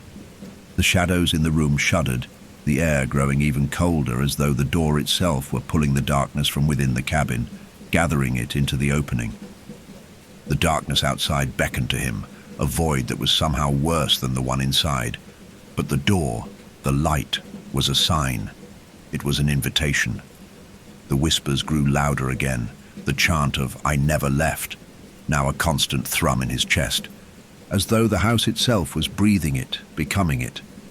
And then, through the growing chaos, Michael heard something else, something different, a sound that was no longer distant, no longer buried beneath the weight of the storm outside. A voice that came from beyond the door. "Come to me." The voice was not the same as the whispers. It was clear, commanding, cold and empty. But it was familiar. It was his voice, his reflection, the thing outside the window. The last guest. It was calling him. The door had opened wider now, just enough for Michael to see beyond the threshold. There, in the moonlight, he could see the edge of the forest, the trees swaying in unnatural patterns, their branches twisting, like fingers reaching for the cabin. The forest, the woods beyond, were waiting. They were hungry. The voice came again, more insistent this time. "Come to me. Come to me, Michael." Without thinking, his feet moved. His body, numb with terror, took a step forward, then another and another, as if compelled by something beyond his control. He reached the door, his hand trembling as he touched the handle. But as his fingers made contact, the temperature dropped even further, plunging into the abyss of cold. His breath came out in sharp gasps, his skin turning pale, his fingers stiffening. He felt something shift in the air, something ancient, and before he could take another step, the door slammed shut. Thud. The force of the impact knocked Michael backward, throwing him to the floor. The air in the cabin felt thick, oppressive, as though the very walls were closing in on him. The whispering had stopped. For a moment, there was nothing but silence. And then, from the farthest corner of the room, he heard the voice again, this time closer, so close he could feel it in his bones. "You will never leave." And then, the world went dark. The silence that followed was suffocating. For a moment, Michael's mind felt as if it had been ripped from its moorings, left to drift aimlessly in a sea of confusion.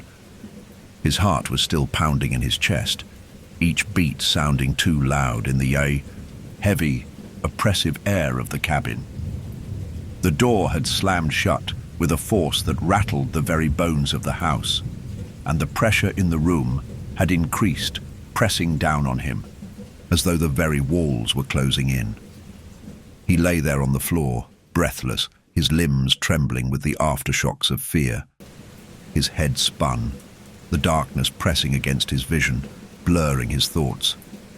The whispers were gone, for now. But the weight of the presence in the house was still there, still pressing on him, suffocating him. "You will never leave."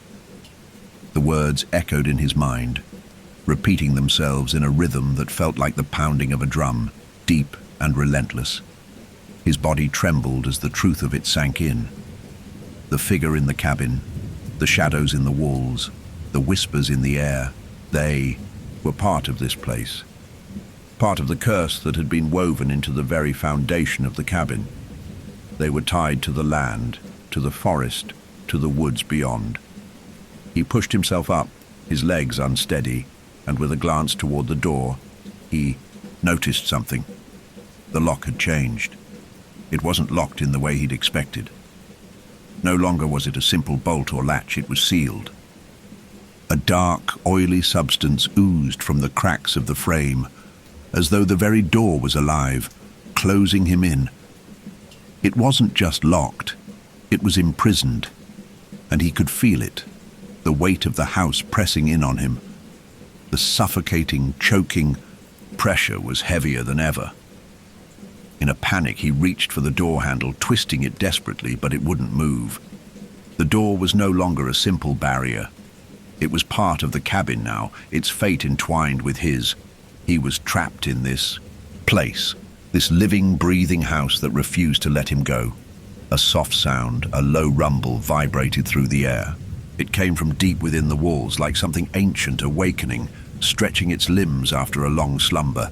Michael could feel it deep in his chest, a resonance that made his skin crawl.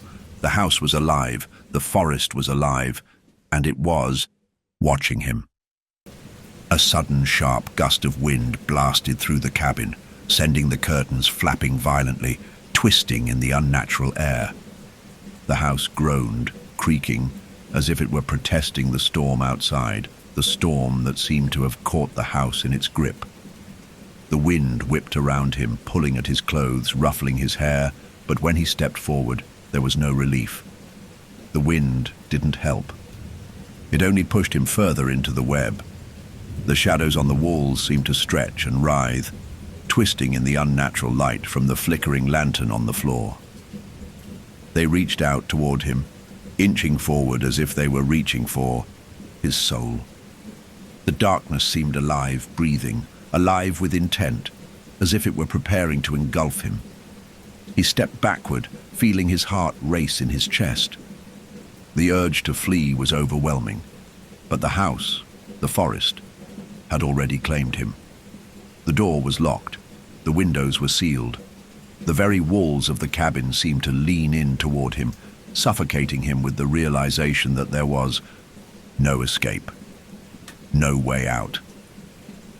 In a desperate bid to regain some control, he moved toward the kitchen. Maybe there was something there, anything that could help him break free.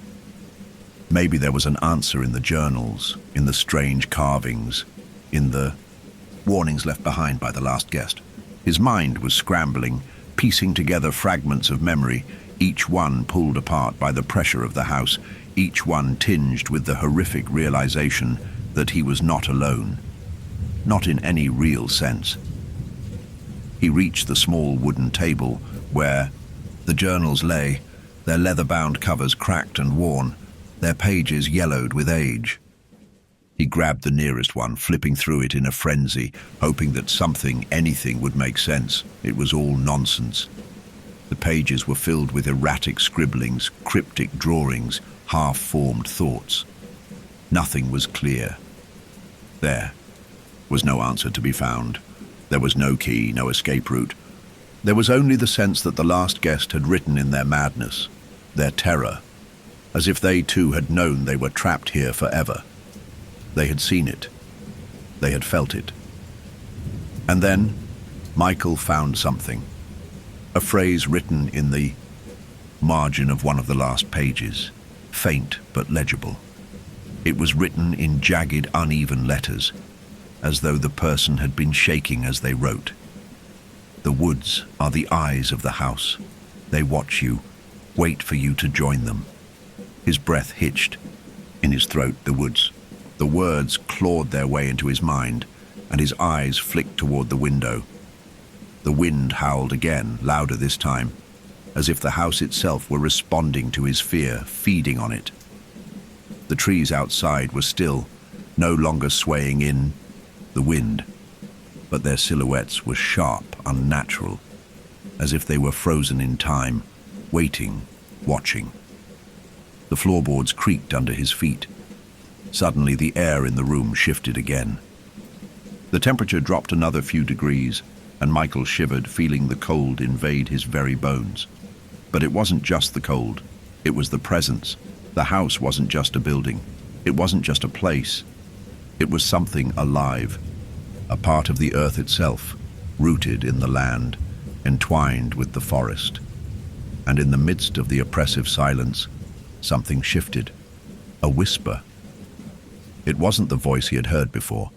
It wasn't the shadow that had haunted him. This was different. This voice was sharp and cold, like the crack of ice beneath his feet. You cannot escape what you are. It was inside him now. The whisper wasn't just from the house, from the walls. It was from within him, from his soul. The walls groaned again, the sound deeper now, more pronounced. The entire cabin was alive, its pulse beating in time with his own, as though it were breathing with him, its movements synchronized with his heart. The woods were watching. And now the door, that door, wasn't just a barrier to the outside world. It was the boundary between this life and whatever lay beyond, whatever came when the last guest had carved those words into the wood. Michael's hands shook as he touched the cold wood of the doorframe again, this time feeling the strange, oily substance that oozed from the cracks. It was alive, just as the cabin was. It was pulling him in. There was no escape, no way to run. And that voice, the one that had whispered to him, that had beckoned him, was getting louder. You belong to us now. Suddenly, the cabin felt like it was vibrating, its wooden bones creaking and groaning, as though it was stretching, as though it were expanding outward, its tendrils reaching into the earth, into the forest beyond, into something far darker, far older than anything he could understand. The ground trembled beneath his feet. The forest was calling him, and there was no escaping it. Michael's mind raced in 1,000 directions, his thoughts spiraling into madness as the realization of his fate settled around him like a heavy, suffocating blanket. The cabin was no longer just a place. It was an extension of himself, an extension of his own brokenness. The whispers, the shadows, the presence that had been lurking in every corner. They weren't just haunting him. They were part of him, as much a part of the house as the rotten wood and crumbling foundation. The air around him felt thick, as if the very fabric of the world was compressing under the weight of some ancient, unseen force. The walls groaned, again, this time louder, more guttural, like the house itself was protesting the weight of whatever truth Michael was finally coming to understand. You belong to us now. The voice echoed through his mind, the words vibrating in his skull, shaking him to his core. It wasn't just the cabin that had trapped him. It was the very land beneath it, the forest, the trees that surrounded him, the woods that seemed to stretch endlessly beyond the cabin. They were more than just trees. They were the eyes of the house. They were the watchers, and Michael was their prey. The floorboards creaked, the wind howling outside, but Michael couldn't tear his gaze away from the door. It was still locked, still sealed shut with that dark, oily substance that oozed from the cracks like the blood of the house itself. The cabin wasn't just alive. It was feeding on his fear, on his helplessness, and the longer he stayed, the deeper it sank its roots into his soul. His heart hammered in his chest as he staggered backward, away from the door, his eyes wild with panic. He needed to understand. He needed to know what was happening, what had happened here, what was going to happen to him. The woods are the eyes of the house. They watch you. They wait for you to join them. The words from the journal echoed in his mind again, and with it came the cold realization. The last guest hadn't just left a message, he had left a warning. He had tried to escape, just like Michael had tried, but it was futile. There was no escaping this place. There was no way to leave once you had been drawn in. Michael's hand instinctively moved toward his throat, as though he could choke down the suffocating weight of the truth that was now pressing against his chest.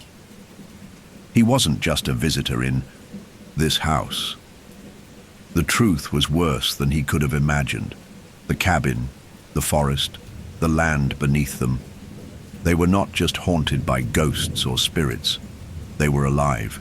They were ancient, and they were waiting for him, waiting to consume him, to draw him into the earth, to claim his soul just as they had claimed the last guest. And the one before that. The house didn't let go. It never let go. The trees outside seemed to sway in rhythm with the increasing pressure in the cabin, their branches twisting like fingers, pulling the very air toward them. Michael's thoughts were disjointed, fragmented. The terror was too much. It was too overwhelming. The darkness in the room seemed to shift with purpose, pressing in on him from every angle. He had to escape. There had to be some way out. There had to be a key. Something to break the hold this place had on him. He was desperate. He was out of time. You can't leave. You were never meant to leave. The voice again, louder this time. It wasn't just the house. It wasn't just the figure that had followed him. It was the forest itself, the ancient presence that had existed long before the cabin had been built. The land beneath the house was cursed, and the cabin was its heart. Whoever entered, whoever trespassed on this land, became a part of it. They were consumed, drawn into the earth, into the roots of the trees, to join the others who had been claimed before. Michael fell to his knees, his hands clutching the floor, his mind spinning in a whirlwind of horror and disbelief. How had it come to this? How had he let himself be drawn into this place, into this trap? The last guest had carved the message into the door, had tried to warn him, but Michael hadn't seen it in time. He had ignored it, thinking it was just the ramblings of someone who had cracked under the pressure. But it wasn't just a warning, it was the truth. The trees outside had eyes. They were watching him now, waiting for him to join them. He looked toward the window again, his pulse racing, his vision blurring with panic. The trees were no longer just a part of the landscape. They were alive, reaching toward him with twisted branches, their leaves rustling like whispers in the night. And there, in the darkness between the trunks, he saw it. Another figure. Not just a shadow, not just a flicker. This time, he could make it out more. Clearly, a person. No, not a person. A thing. The same figure from before, but it was standing in the clearing just beyond the window. Its limbs were unnaturally long, stretched beyond what a human body should have been capable of. It moved slowly, deliberately toward the cabin, its face, if it could be called a face, shifting, morphing with each step. Michael's breath caught in his throat. It was him. The figure outside was another version of himself. Another guest who had come to the cabin. Another soul who had been claimed by the house. It wasn't just the last guest. It wasn't just Michael. It was all of them. Trapped in the cabin. Trapped in the woods, forever becoming part of it. The realization hit him like a bolt of lightning, and his legs buckled beneath him. The floorboards creaked again, louder this time, the sound filling the cabin like the roar of a storm. The house was shaking, the ground beneath him trembling as if it were alive, as if it were feeding off his terror. It was waiting, anticipating the moment when it could claim him. He couldn't breathe. He couldn't think. The room was spinning, the walls closing in. The whispering grew louder again, the voices melding into one overwhelming chorus that filled the cabin, reverberating through every crack and crevice. You never left. You never will. The shadow outside the window moved closer, its form distorting with every step, its face, his face, twisted in a grotesque grin. The trees swayed, their roots deep within the earth, their eyes focused on the cabin, on Michael, on the next soul they would claim. And in that moment, Michael knew. He had been drawn here. He had been brought here, not by chance, but by design. The cabin, the forest, it was all part of the same dark, ancient force. And now, just like the others before him, he was part of it. He had joined the house, and there was no escape. The figure outside the window loomed larger now, its movement more deliberate, its presence undeniable. It was as if the very air around Michael had turned to molasses, thick and viscous, slowing his thoughts, binding him to the present horror. His eyes were locked onto the dark shape pressing against the boundary between him and the outside world, his reflection twisted in that shadowy figure. There was no mistaking it now. The truth had sunk in, and it was too late to turn back. He Was them. Michael's pulse thundered in his ears as his mind raced. The figure outside had his face, had his eyes, but it wasn't him. It was something that wore his likeness, something twisted and unnatural, like a reflection in a shattered mirror. And as it moved closer to the cabin, the ground seemed to hum beneath his feet as though the house itself was awakening to greet its next guest. The house was alive, and it had been waiting for him. The figure reached the window, and its hand, impossibly long and thin, reached out, pressing against the glass, its fingers distorting the air around it, as though it were trying to reach inside.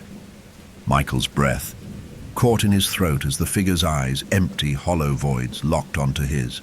The coldness from the glass seeped into him, not just physically but mentally, like a deep, sinking dread that weighed him down. The figure outside moved closer, its face contorting into that twisted grin, stretching wider and wider, until it seemed to consume the very space between them. It knows me. The realization burned through him like acid. The last guest, the one who had been here before him, had been claimed by this house, by this force, just as he would be now.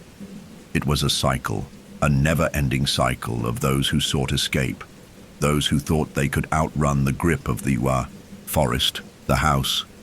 But there was no escape. Michael's body trembled as his mind reeled with the horror of it. He had walked into this place, seeking peace, seeking solace, but what he had found was something much darker, something far older. This house, this land, was a living, breathing entity, and it did not let go. The last guest hadn't just left, a warning. He had left a marker. The trees outside had eyes, and Michael was meant to join them. He was meant to become another part of the house. But why hadn't he seen it? Why hadn't he understood it sooner? He was not just an innocent visitor. The house had called to him. The house had chosen him. As the figure outside the window smiled wider, a sickening thought crept into Michael's mind. The last guest had been him. The voice in his head, so familiar now, whispered, soft and insistent. I never left. A wave of vertigo hit him like a physical blow, and his knees buckled, sending him crashing to the floor. His hands gripped the wooden planks beneath him, as if they could somehow anchor him to the present, to reality. His heart pounded in his chest, each beat an agonizing reminder that he was losing himself, that he was slipping further and further into whatever nightmare the house had prepared for him. And then, as if the universe itself had turned against him, the door, the locked door, creaked open, slowly, relentlessly. Michael's head snapped toward it. He hadn't heard the latch release. He hadn't seen anyone come near it. But there it was. The door, the way out, had opened. His breath caught in his throat. The dark shape of the figure outside the window shifted, its limbs bending unnaturally as it began to withdraw from the glass. The movement was slow, deliberate, but there was something more to it now. The reflection in the window was fading, as if the figure was walking away, vanishing into the shadows beyond the glass. Michael's eyes darted between the window and the open door, his mind struggling to process what was happening. Was this his chance to escape? No, it couldn't be. The house wouldn't let him go. The house had opened the door not as a way to escape, but as a trap. It was letting him believe he could leave, only to lead him deeper into its web. The forest outside was waiting for him, its gnarled trees reaching for him like skeletal hands, their limbs swaying in time with the whispers. They were watching him. They were always watching. A shadow in the doorway caught his attention. It was the same figure. No, it wasn't just one figure anymore. There were more. As his eyes adjusted, Michael saw them. Dozens of figures standing just beyond the threshold, their faces like reflections in a shattered mirror, each one a twisted version of himself. Each one a guest who had come to the house only to be consumed by it. They were waiting for him to cross that threshold, to join them in the eternal darkness beyond the door. They were all him. The last guest had been him, and now he would become another version of himself, another shadow in the house, another lost soul, wandering the halls, forever imprisoned within the walls, within the earth, within the forest. The realization broke him. The door, which had once seemed like salvation, was now a gate to his damnation.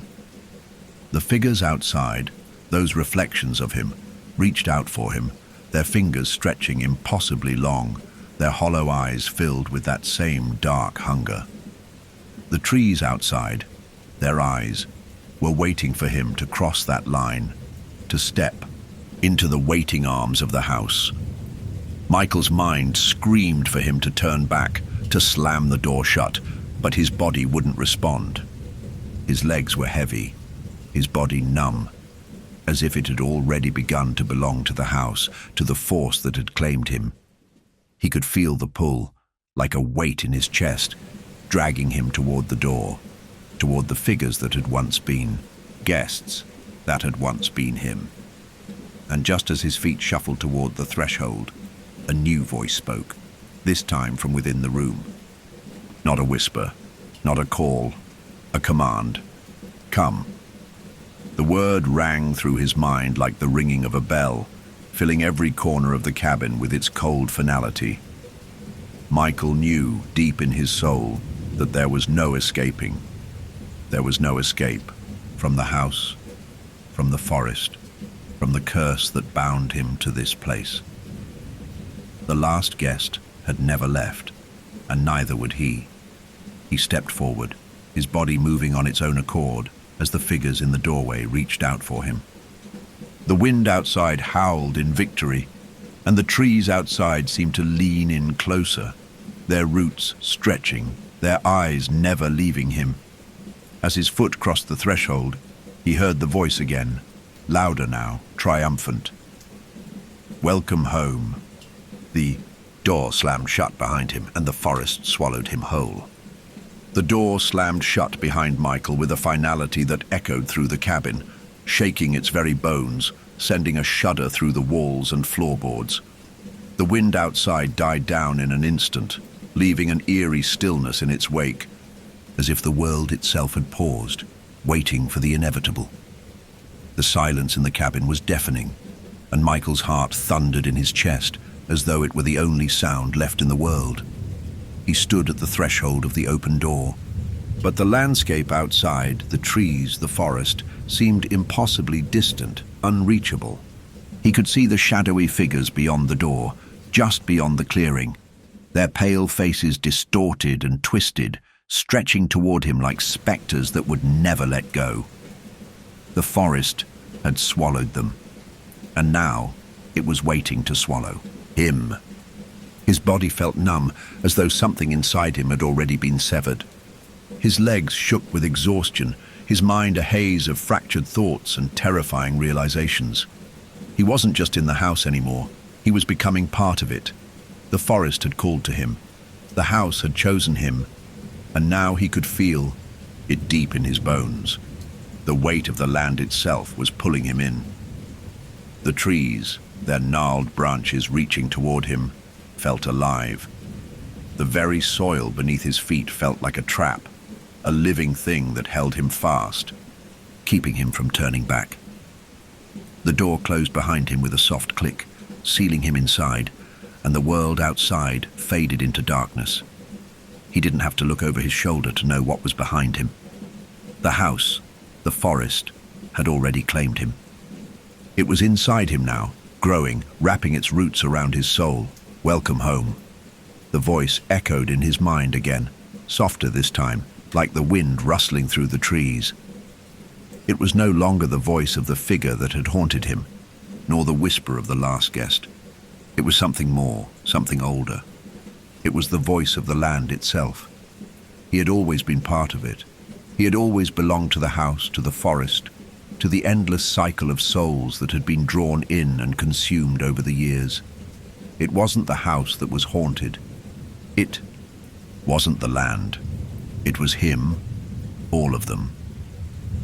The house had become a trap for the lost, for the broken, for those who had been claimed by the forest, by the ancient spirit that lived beneath the soil.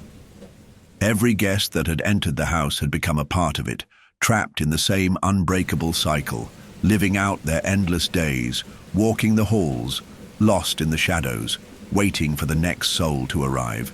And Michael, too, was now lost.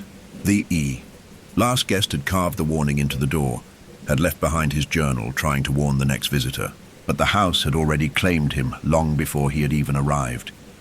He had been drawn to it, just as the others had been. And now, he was part of the land's endless hunger. The trees outside were watching. The shadows in the cabin were waiting for him to join them. His reflection in the window stared back at him, a twisted, hollow version of himself, eyes empty and lost. The very sight of it was enough to make him stagger back. But he couldn't move. He couldn't turn away. He had already become part of the house. He was no longer a visitor, no longer an outsider. The door behind him had locked itself, and now the very walls of the cabin seemed to breathe, shifting as if the house itself was alive and aware of his every move. The pressure in the room increased, and Michael felt it. His body was no longer his own. He could feel the trees beyond the window, the branches reaching for him, their roots sinking deeper into the earth, pulling him into the very ground, into the core of the forest. And then something shifted, a deep rumble, as if the earth itself was shifting beneath him. The very foundation of the cabin trembled, and the walls groaned with the sound of ancient wood stretching, creaking under the weight of whatever was happening. Michael turned toward the window, his body trembling with the realization that it was too late. He wasn't alone. Outside, through the shifting trees, he could see them. The figures, the others, the guests.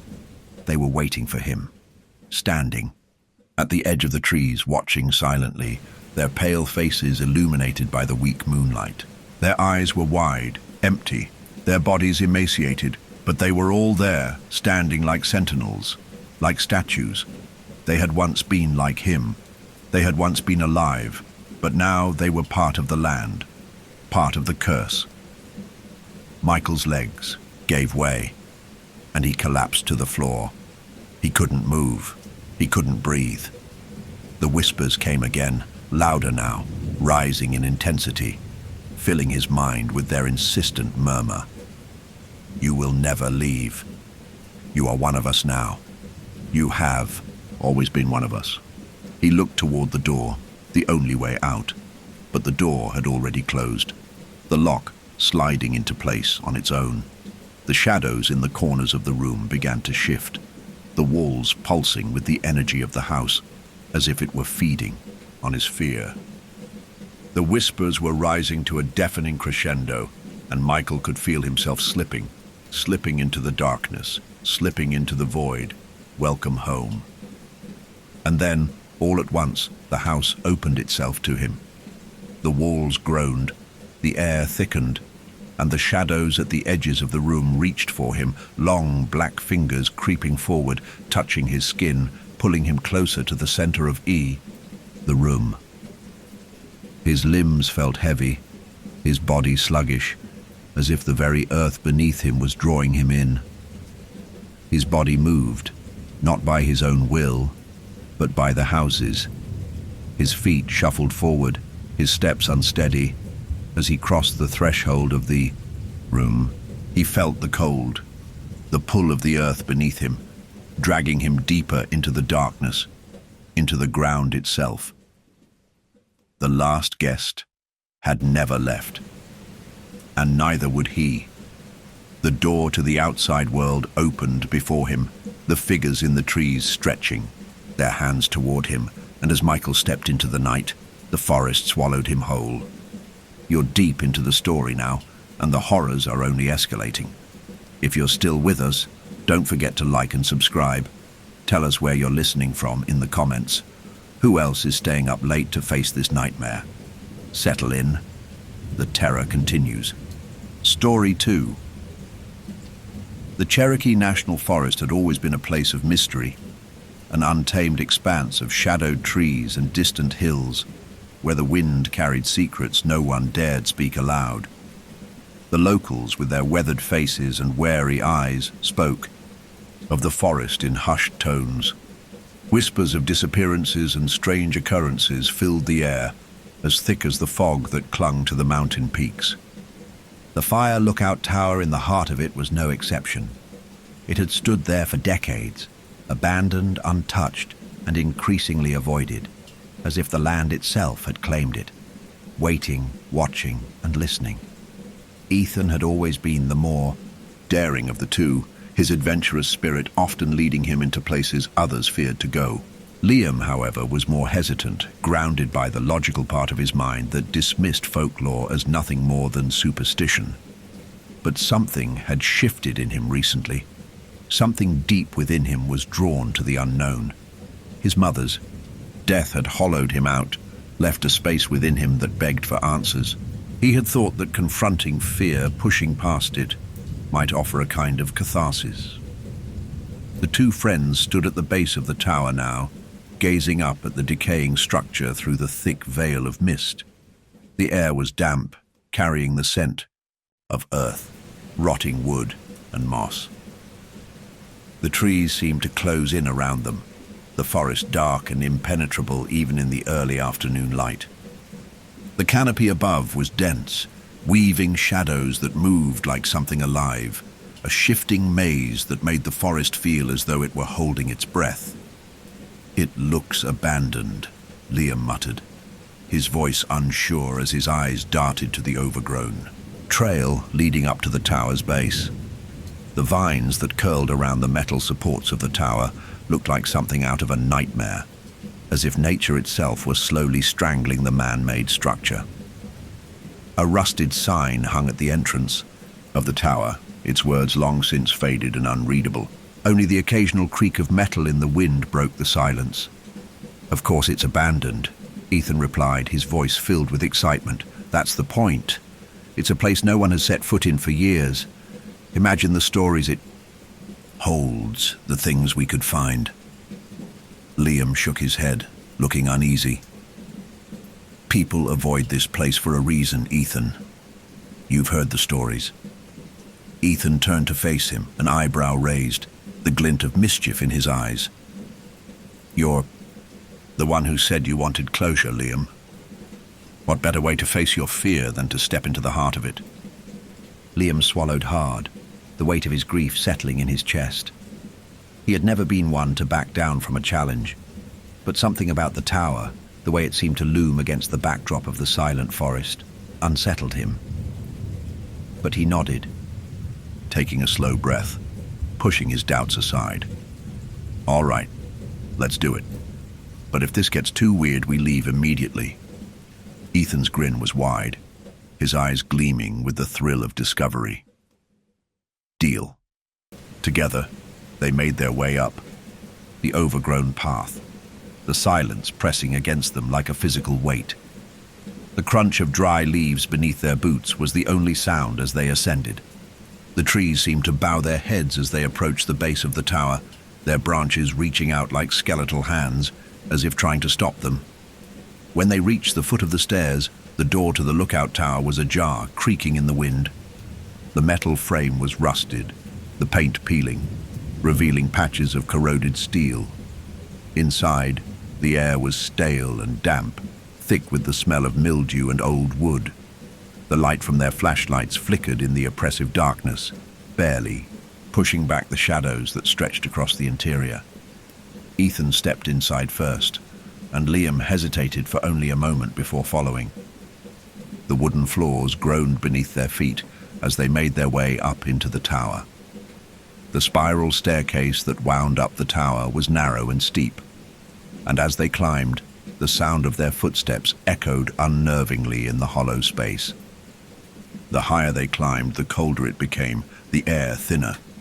The walls of the tower were lined with old photographs, faded images of rangers in uniform, smiling proudly as they stood next to the radio equipment, their faces frozen in time. A few of the photos were so yellowed and warped that they were barely recognizable. But they all shared one thing in common. Each ranger had vanished without a trace, their names slowly erasing from the public memory. Ethan reached the top first, stepping into the small room at the summit. The wind howled outside, and the floor beneath him seemed to sway slightly, as if the tower itself were alive, reacting to his presence. Liam joined him, his eyes scanning the room warily. The space was small and cluttered, filled with old, forgotten equipment. A desk sat against one wall, cluttered with yellowed maps and weathered notebooks. On the far side of the room, the old radio sat, its metal body rusted and covered in dust. It was an ancient thing, a relic of the past, its purpose long forgotten. It seemed to hum quietly, as if alive in its own way. "Look at this," Ethan said, motioning to the radio. "This is it. This is the kind of stuff we're here for." "Let's see if it still works." Liam's stomach churned as he looked at the radio. The thought of turning it on felt wrong, as if doing so would disturb something that had been resting quietly for years. But curiosity gnawed at him, and he couldn't help but follow Ethan's lead. Ethan approached the radio and flipped the switch. At first there was only static. The hissing noise filled the room, loud and unsettling, until it suddenly broke and gave way to a voice. "I don't know where I am." It's in the trees, I can hear it! Help me, please! It only comes when you scream!" Liam froze, his heart pounding in his chest as the voice echoed through the room. It was distant, frantic, desperate. A ranger. The voice belonged to a ranger. Ethan stepped back, his eyes wide. "Did you hear that?" he whispered. That was real." Liam didn't respond. His throat tightened, the words of the transmission fading away into the static once more. The voice, it was so familiar, as if it belonged to someone long gone, someone who had vanished without a trace. The name floated to the edge of his mind, but he couldn't place it. "Liam, are you okay?" Ethan's voice broke the silence. Liam blinked, his breath coming in shallow bursts. He couldn't shake the feeling that they had just awoken something that had been waiting in the silence for years. Before he could speak, his eyes landed on a small, battered notepad lying on the floor, half hidden beneath a pile of old papers. He bent down, feeling a sharp chill wash over him as his fingers brushed the pages. The last entry on the notepad was barely legible, the ink smeared by a shaking hand. "It only comes when you scream." Liam's stomach dropped. His pulse quickened. He didn't know what was worse, the radio's haunting message or the words on the page, both a warning, both a terrible truth. Ethan was already moving, drawn toward the stairwell. "We should go. Now." Liam didn't argue, though his legs felt like lead as he followed his friend back toward the stairs. But just as he was about to step down, the scream came. It was distant at first, but unmistakable. A cry of pure terror, hanging in the air like a fog. And then it echoed again, closer this time. Liam froze. The scream, it wasn't just the sound of someone else. It was theirs. A wave of nausea hit him as his heart raced. He turned to Ethan, his voice barely a whisper. That was us. And that's when it came again, louder this time, louder than anything they could imagine. It was a scream they could not escape. Liam's pulse hammered in his ears, drowning out everything else, as the scream echoed again, filling the tower with a bone-chilling clarity. It was unmistakably their own voices, distorted by fear, reverberating through the trees and into the marrow of the earth. The sound sliced through the heavy silence like a knife, leaving a jagged trail of terror in its wake. Ethan was the first to react, his hand gripping the railing of the stairs as if it were the only thing tethering him to reality. "That can't be us," he muttered, his voice strained, yet there was a crack in his usual confidence. His gaze darted around the room, wild with panic, as if expecting the scream to come from somewhere, anywhere, other than the void they had just heard. Liam's legs were shaky, and for a moment he thought he might collapse right there on the stairs. His body felt too heavy, too wrong, as though the very air in the tower had thickened around him, pressing in like an unseen force. The floor creaked beneath them as they stood frozen in place, as if the tower itself was awakening from a long slumber, stretching and groaning in protest. Did you hear that?" Liam whispered, though his voice was barely audible, trembling like a leaf in a storm. Ethan nodded, but the movement was stiff, as if his body didn't quite agree with his mind. "Yeah, that was us, Liam. That was our voices." His breath caught in his throat as he took a step back, his eyes scanning the shadows in the corners of the room, as if searching for something that might explain the sound. The radio crackled again, sending a surge of terror through them both. The static was low at first, but then, like a broken signal that refused to die, a voice broke through. It was distorted, almost unrecognizable, but the words were clear. You're next." Liam's blood ran cold at the message, his stomach flipping over as the tower seemed to pulse with an unnatural energy. It was the same voice as before, but now it felt closer, more immediate, as though it was speaking directly to them. He turned to Ethan, his chest tight, his breath shallow. "Ethan, what's happening? This isn't just a coincidence, right? We need to get out of here." Ethan shook his head, his face as pale as the moonlight filtering through the cracked windows. "I don't know, man. I don't know, but we can't leave just yet. There's something here, something we're missing." Liam's eyes flicked toward the door, to the stairs leading down into the darkness below. His body screamed for him to leave, but the words on the notepad, the haunting voice on the radio, something was keeping him tethered to this place, some unexplainable pull, as if the tower itself were waiting for them to uncover its secrets. He felt a cold draft move through the room, a gust that seemed to seep through the very walls. It was as if the air itself were alive, pushing against them, urging them to stay. The once quiet forest outside was now an orchestra of sounds, distant, broken, unnatural sounds, like something waiting in the trees, just out of sight, watching them. Without thinking, Liam stepped toward the desk, where the notepad had been, abandoned on the floor. He ran his fingers over the paper again, his eyes scanning the page for anything more, something that would help him understand. "It only comes when you scream," he muttered to himself, the words feeling like an omen. "What does it mean, Ethan?" Ethan was pacing now, his hands running through his hair, frustration and fear written on his face. "I don't know, but I think it's tied to the radio. That voice. We have to figure out who it belongs to." Liam's throat tightened as he flipped through the pages of the notepad, desperately searching for any clue, any shred of information that might make sense of this nightmare. And then he found it, hidden at the back of the notepad, scribbled in hurried, frantic handwriting. "Stay quiet. If you scream, it'll know. It can't hear you if you don't scream." Liam's heart dropped into his stomach, and his breath hitched in his chest.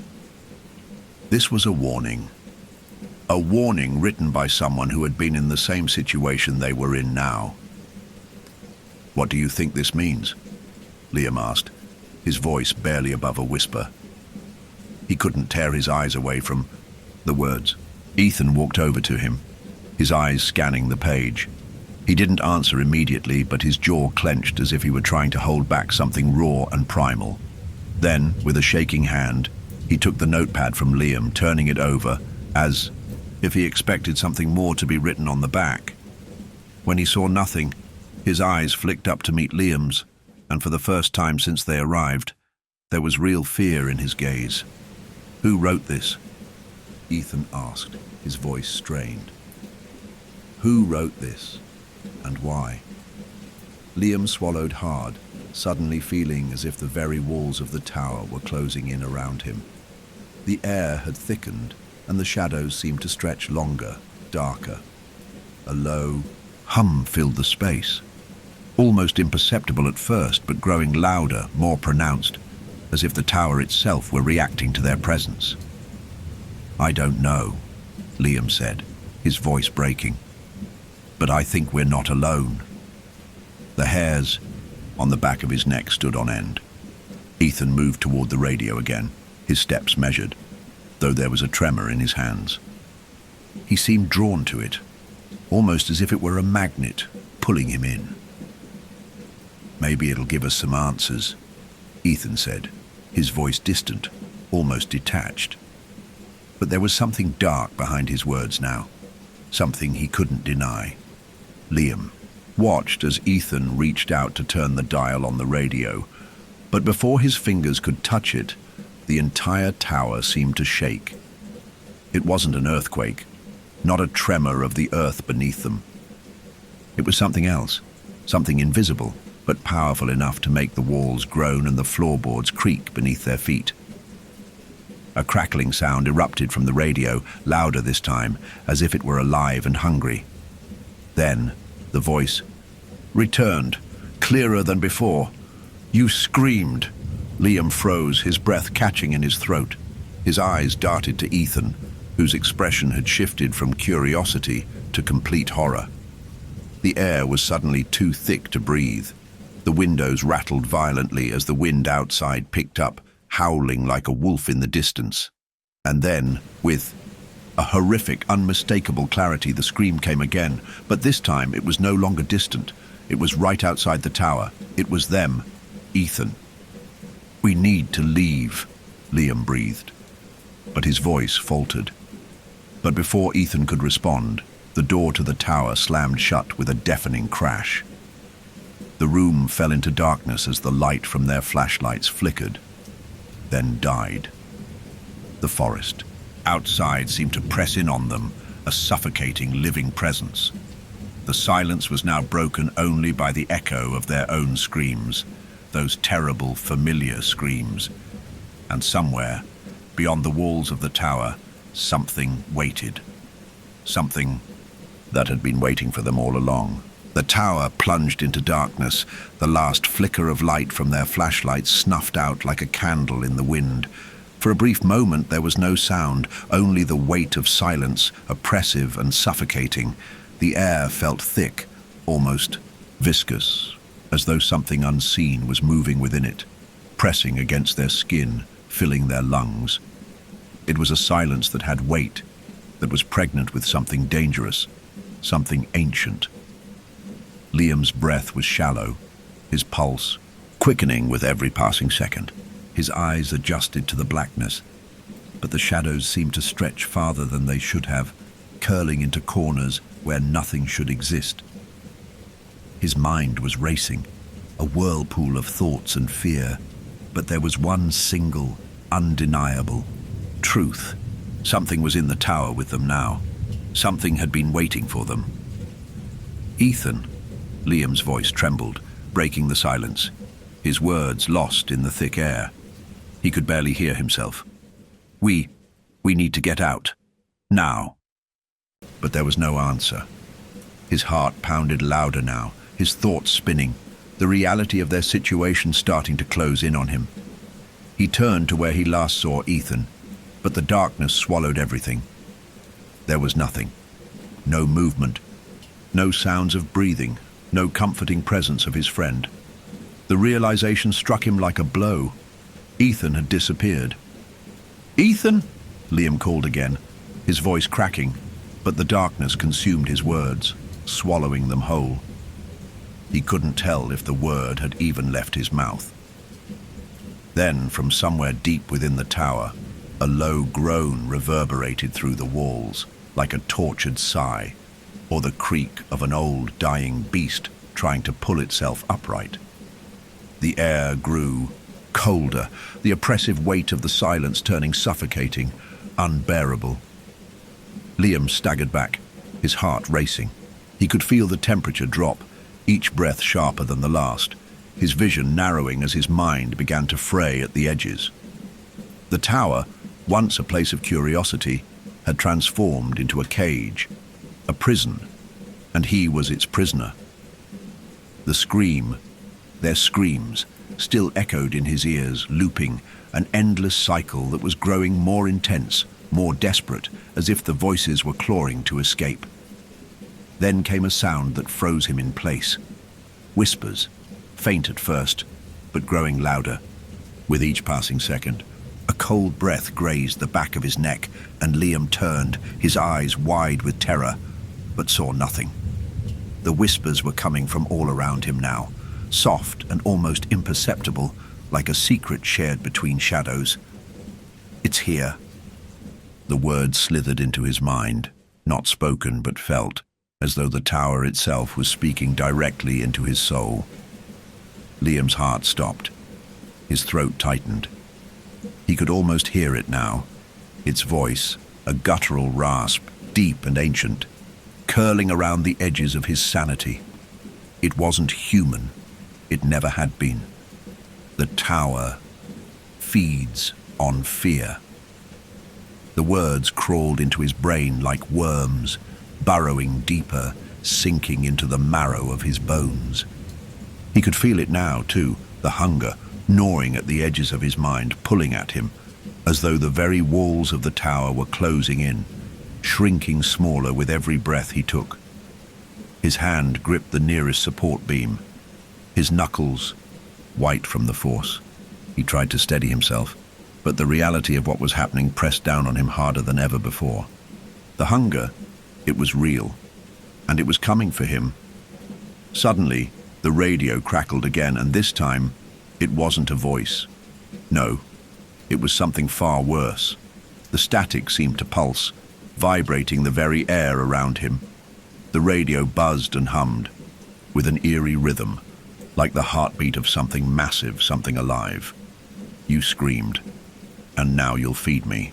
The voice, sharp and jagged, scraped at the edges of his sanity, as though it was tearing through his mind, making space for something other to take root. His body trembled violently, a primal fear coursing through his veins as the reality of his situation settled in. He had screamed, and now something was coming to collect. Liam's breath came in short, shallow bursts as he turned in frantic circles, desperately searching for any escape. But there was none. The door was locked. The windows were barricaded with years of neglect.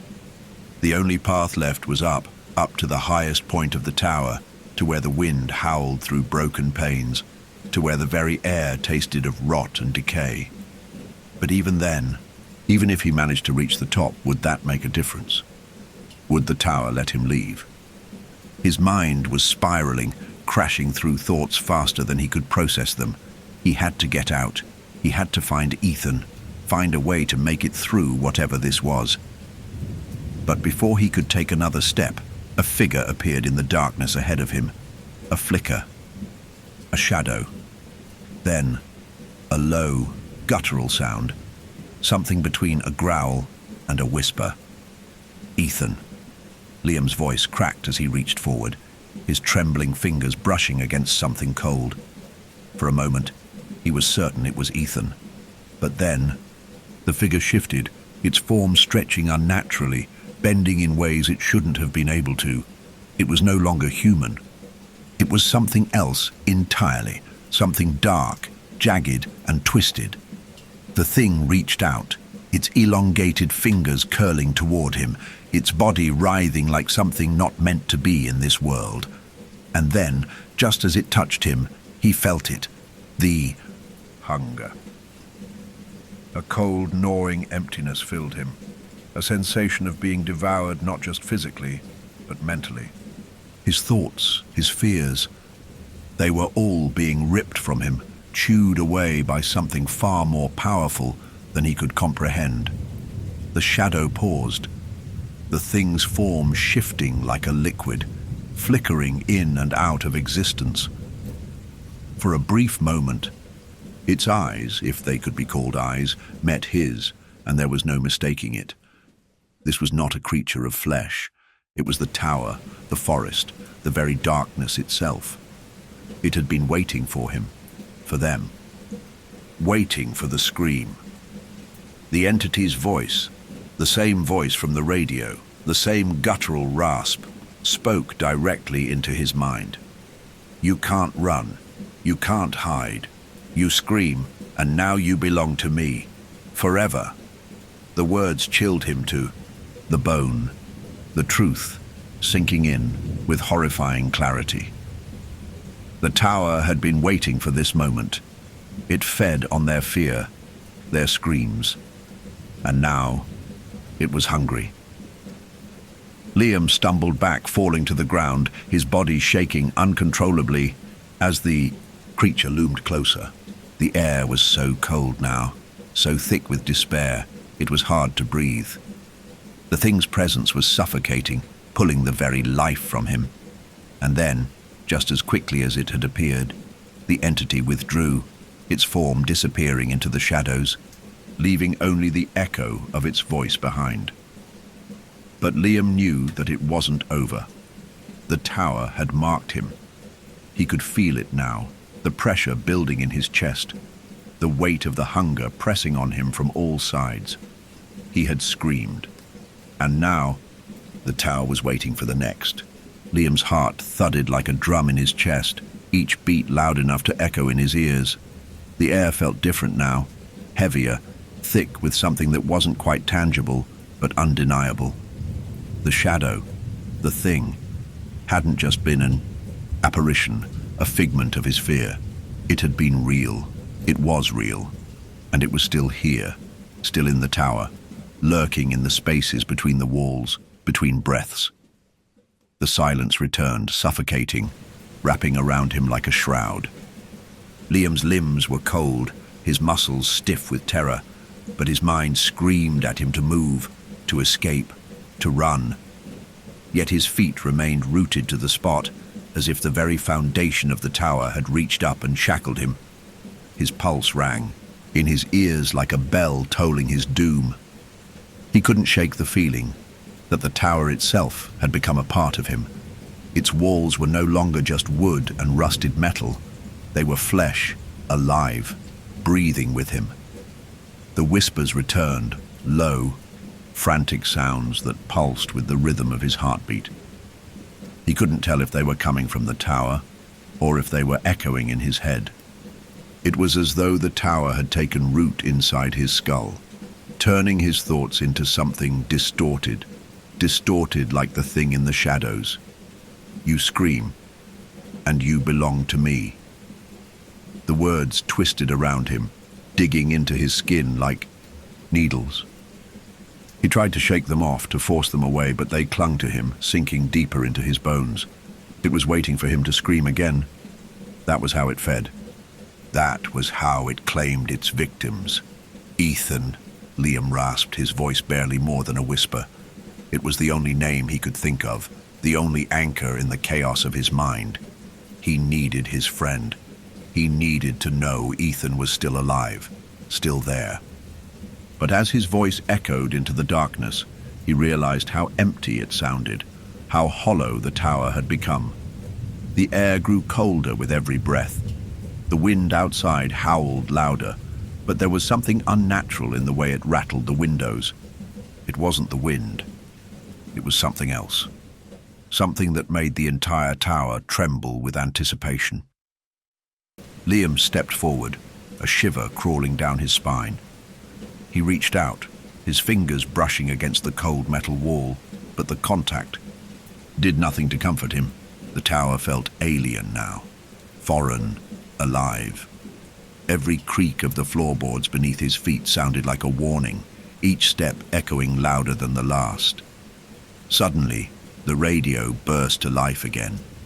The static crackled in his ears, followed by the voice, a voice that seemed to know him, that knew his very essence. It had been there before, but now it was different. It was more personal. You can't escape me, Liam. I am the tower. I am the forest. I am the hunger that fills the dark.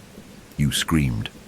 And now, the voice paused, lingering in the air, like a lover's caress, and then it whispered, you will scream again. And when you do, I will feast. The words wrapped themselves around his mind, squeezing tighter and tighter. It wasn't just the tower. It was the forest, too. The land itself was cursed, tied to the dark entity that fed on terror, that feasted on fear. The realization came crashing down on him like an avalanche, suffocating him under its weight. Ethan was gone, lost in the blackness of this place. He'd screamed. They had both screamed, and now there was no way out. Liam stumbled back, the blood in his veins turning to ice. His hands trembled as he fumbled for his flashlight, but when it flickered back to life, it cast only a dim, wavering light. The shadows in the tower seemed to grow, swelling like a living thing, consuming the light as it struggled to hold its ground. It was as though the darkness itself was feeding. And then, something moved. A figure, barely discernible at first, emerged from the shadows. At first, Liam thought it was Ethan, but then the form shifted, twisted, contorting in ways no human being should. The face that loomed out of the dark was wrong. The eyes were too wide, the skin stretched too thin, like something pretending to be human. The features were an unsettling parody, a mockery of his friend's face. Liam froze, his blood running cold as his breath caught in his throat. His body screamed at him to run, but his feet wouldn't obey. The figure took a slow step forward, and the air around it seemed to ripple with an unnatural presence. The walls of the tower groaned as if they were reacting to the entity's proximity. The creature, it couldn't be human, reached a hand toward him, its fingers unnaturally, long, ending in sharp claw-like tips. Liam, I am not Ethan. The voice that echoed from the figure's mouth was like the scratching of nails against glass, a sound that tore at his very soul. It wasn't Ethan. It couldn't be. The eyes, those empty, soulless eyes, were not the eyes of his friend. They were cold, black holes, pulling him in, dragging him toward the abyss, and then it smiled. The smile wasn't human. It spread unnaturally wide, splitting the thing's face into a grotesque parody of joy. The air thickened, pressing in on him from all sides, as if the tower itself were narrowing in on him. He could feel the thing's gaze on him, hear its breath, shallow and rasping, like the sound of something dying. A scream, one that wasn't his own, echoed through the tower. Liam snapped his head toward the source, but the sound wasn't coming from the creature in front of him. No, the scream was coming from everywhere. The walls trembled, the floorboards creaked, and all the while, that smile, the smile, stayed fixed on the thing's face. No, this isn't real, Liam whispered, his voice cracking. He was shaking now, his knees buckling beneath him. This wasn't Ethan. This couldn't be real. His mind was fighting to hold on to the truth, but it was slipping, unraveling like a loose thread being pulled further and further into the void. The radio crackled again, a low hum filling the room, growing louder. I told you, you screamed. You screamed, and now I will feed on you, forever. The thing took another step forward, its shadow stretching unnaturally, swallowing the room in darkness. The walls seemed to ripple like fabric being stretched across a frame. Liam's breath was ragged now, his chest tightening as the presence of the creature pressed down on him, suffocating him in a way he couldn't understand. He closed his eyes, desperate to push the image away, to shut out the sounds, the terror, the knowing that there was no escape. And then it happened. The tower gave a violent shudder. The floor beneath him cracked, splintered. The wood screamed in protest as the shadows seemed to reach out toward him. The ground beneath his feet gave way, and he felt himself falling, plummeting downward into a dark abyss where the hunger waited for him. And there, in the silence of the fall, he screamed. The The tower's walls groaned in unison, as if the scream was the final note in a song long forgotten, filling the forest with the promise of its return. Liam's scream echoed through the tower, a primal sound that filled the empty spaces with dread. It was a sound born of desperation, of fear, a scream that seemed to stretch far beyond his own throat, as if the tower itself was calling out in pain. The walls seemed to tremble with it, resonating with the pulse of the hunger that had been awakened. He could feel the tower around him, its very foundation shaking, as though the land itself was reacting to the sound, responding to the call. The ground beneath him cracked open with a sickening lurch, and he felt himself falling, not just physically, but into something darker, deeper. The very air seemed to bend around him, thick with an oppressive force, as if the tower's walls were breathing, drawing him in. He flailed in the darkness, his body twisting, his mind racing, but it was futile. The fall felt endless, his descent into the void, a slow, suffocating process that seemed to stretch the seconds into eternity. Then, without warning, the fall stopped. Liam's body slammed into a hard, uneven surface, knocking the wind from his lungs. He gasped for air, his heart still hammering in his chest, but the fear, the terror, was worse than the pain. He blinked into the pitch black, his flashlight lying just out of reach, the beam of light now flickering weakly before dying completely. He could feel the cold against his skin, a damp, unnatural chill that seeped through his clothes and into his bones. His hands trembled as they scraped against the rough surface beneath him, pushing himself into a sitting position. The air smelled of decay, of wet earth and rotting wood, but there was something else too, something sweet, almost metallic, that clung to the air like the scent of blood. And then, slowly, his eyes began to adjust. Before him was a space, a cavern, or perhaps the foundation of the tower itself, buried deep within the earth. The walls were lined with twisted roots, their gnarled fingers reaching out from every direction, coiling around broken beams and jagged rocks. The ground was uneven, soaked in what seemed like dark, sticky soil, the muck clinging to his hands as he tried to push himself upright. And there, in the center of this twisted labyrinth, was a figure. It was Ethan. Liam's breath hitched. His heart skipped a beat. He reached forward, his arms shaking, but as he approached, the figure in the shadows did not move. Ethan. His voice cracked, hoarse from the fall, from the terror gnawing at him.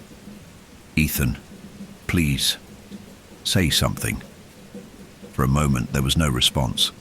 Then, slowly, Ethan's head turned, his eyes opening, wide, black and hollow. Liam stumbled, backward, his body slamming against the cavern's wall as the full weight of the situation hit him. Ethan's face. It was wrong. His skin was pale, stretched thin over his bones, and his mouth was wide, too wide, pulled into a grotesque smile that stretched unnaturally across his face. "Ethan!" Liam screamed, his voice cracking, with both horror and desperation. "What's happening to you?" Ethan's mouth twitched, the smile never leaving his face. But the words that came from his mouth were not his own.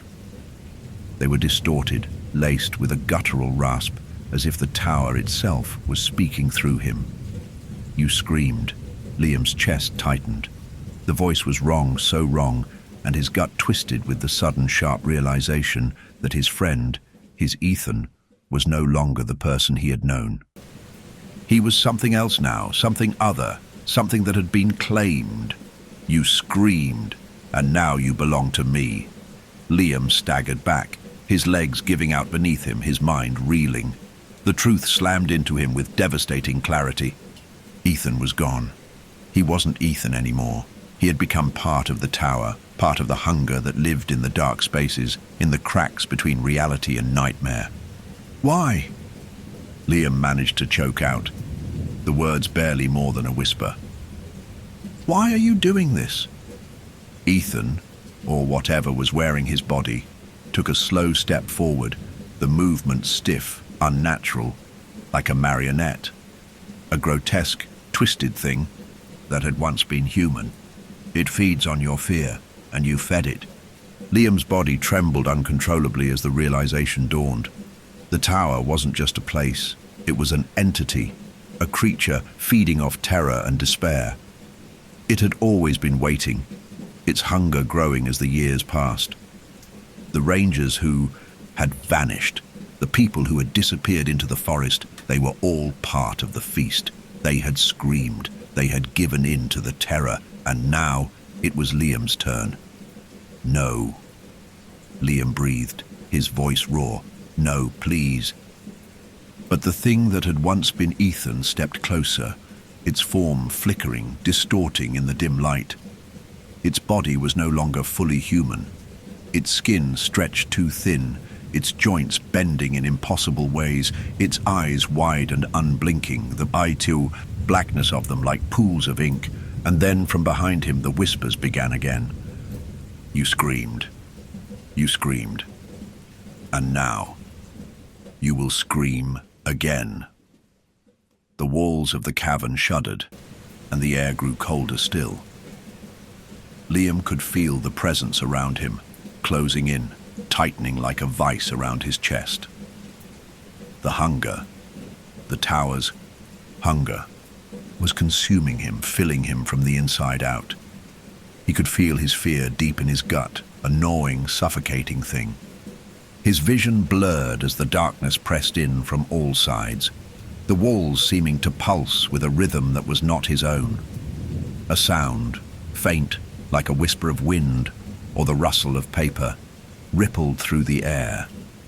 And then it became clearer, louder like the murmur of 1,000 voices, each one building upon the next, growing in intensity, drowning out everything else. "Scream, scream, scream." Liam's breath hitched, his chest tightening as the urge to scream overwhelmed him. The hunger inside him, it was pulling him down, twisting his insides, forcing him to give in. He could feel it now, the pressure in his throat, the burning desire to let go, to release everything into the night. The tower, no, the creature, was feeding on him. The fear was overwhelming, like a tide rushing in, drowning him. He could hear the screams of the others now, the rangers, the lost souls who had come before him. They were all screaming, and soon he would join them. But as he gasped for air, struggling to hold on, something inside him cracked. No, Liam shoved the terror aside, clinging to the last thread of his will. The hunger, the whispers, the fear, they were all tools of the tower. It wanted him to scream. It wanted to feed on that, to claim him, to break him down completely. With a final, desperate cry, Liam screamed. The sound was deafening. It reverberated off the walls of the cavern, a raw, unrestrained wail of terror and defiance. The tower seemed to shudder, the very ground beneath him quaking as the thing that had once been Ethan reached for him, its twisted fingers closing around his throat. But then, silence. The creature stopped. Its grip faltered, and it staggered back, a low, unnatural hiss escaping its lips. For a moment, there was nothing but stillness, and then, slowly, the walls of the cavern began to crumble. The darkness, the hunger, it was breaking apart. The thing that had once been Ethan let out a strangled sound, its form flickering like a dying flame. Liam, gasping for air, stumbled backward. His legs were weak, his body trembling, but he could feel the presence of the tower fading. The hunger was retreating, its grip loosening, and then, as quickly as it had come, the creature was gone. Liam collapsed to the ground, his body heaving. With sobs, his breath ragged. He had screamed. He had given into it, but now, there was silence. The darkness had lifted. The hunger had retreated. For now, the silence was overwhelming. The kind of silence that presses against your chest, makes it feel like the air itself is holding its breath. For a long time, Liam simply sat there, his back pressed to the cold, damp ground of the cavern, staring at the spot where Ethan, or what had once been Ethan, had been. His breath came in shallow, ragged gasps, his chest tight as if the very act of breathing was a struggle. The hunger had receded, but it wasn't gone. It was still there, lingering, in the corners of his mind, in the deepest recesses of his thoughts. He could still feel it, tugging at him, whispering in the shadows. Even now, as the air grew still and the tension in the cavern ebbed away, the fear remained. It gnawed at the edges of his consciousness, reminding him that he wasn't free. Not truly. Liam's eyes scanned the space around him, the cavern he had fallen into, if it could even be called that. The walls were jagged, uneven, covered in slick moss that seemed to pulse faintly in the dim light. The roots that stretched across the ground weren't just roots. They were thick and sinewy, as though the earth itself was alive, moving beneath his feet. The very ground seemed to breathe, to exhale a soft, rhythmic pulse. He could hear it now if he listened closely. The steady beat of something ancient, something that had always been there, deep beneath the surface. He stood up shakily, the weight of exhaustion pressing on his limbs. His muscles were sore from the fall, his body drained from the terror and the dark force that had wrapped around him like a vice. But despite the physical pain, it was the emotional weight that dragged him down. The fear had been so all-encompassing, so suffocating, that he couldn't shake the feeling that it was still with him. The memories of Ethan, of his friend, haunted him. The twisted, grotesque version of him. It was as if a part of Ethan was still there, still calling out from the darkness, still trying to pull him in. That image, the contorted smile, the cold, lifeless eyes, was burned into his mind, each detail seared like a brand. And then, the last words it spoke, the words that made Liam shudder even now. You screamed, and now you belong to me. Liam shuddered, pulling his jacket tighter around his body as though it could shield him from the cold. The tower, the entity, had marked him, and though he had fought it, though he had screamed, it wasn't over. There was no final, clean resolution. The hunger still clung to him, to the land. It wasn't a battle won in the traditional sense. No, this was something far more insidious. The tower had taken root in him, in his fear, in his very soul. As he moved cautiously through the cavern, a sudden realization hit him. He wasn't alone. The ground beneath his feet had begun to tremble again, just faintly at first, a slight shudder that seemed to ripple through the earth. The pulse of the tower, of the creature, had returned. He stopped dead in his tracks, his breath catching in his throat. The cavern felt alive again, alive in a way that made his skin crawl, made his blood run cold. Something moved in the shadows. Liam's heart skipped a beat. His hand instinctively reached for his flashlight, but it was useless. He knew that. The beam had died long ago. He was left in the dark, surrounded by the unseen, the unknown. And it was moving closer. It's still here. He could feel it. The presence, the shadow, the thing that had hunted him. It was watching, waiting. Its hunger was never truly sated, never truly quiet. The more Liam tried to ignore it, the more it seemed to crawl closer, wrapping around him, sinking into the very marrow of his bones. He could hear it now, that low whispering, faint but unmistakable. You will scream again. The voice was not his own. It wasn't even Ethan's voice anymore. It was the voice of the tower, the thing that fed on fear, that twisted and contorted in the dark recesses of the world. It was calling to him, beckoning him to give in, to give up. His breath caught in his throat as he heard it more clearly this time, a low growl, like the rumble of something large and malevolent.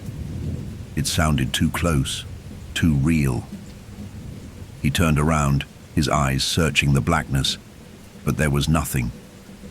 Only the faint, flickering shadow of movement on the far edges of the cavern. I have to leave. I have to get out of here.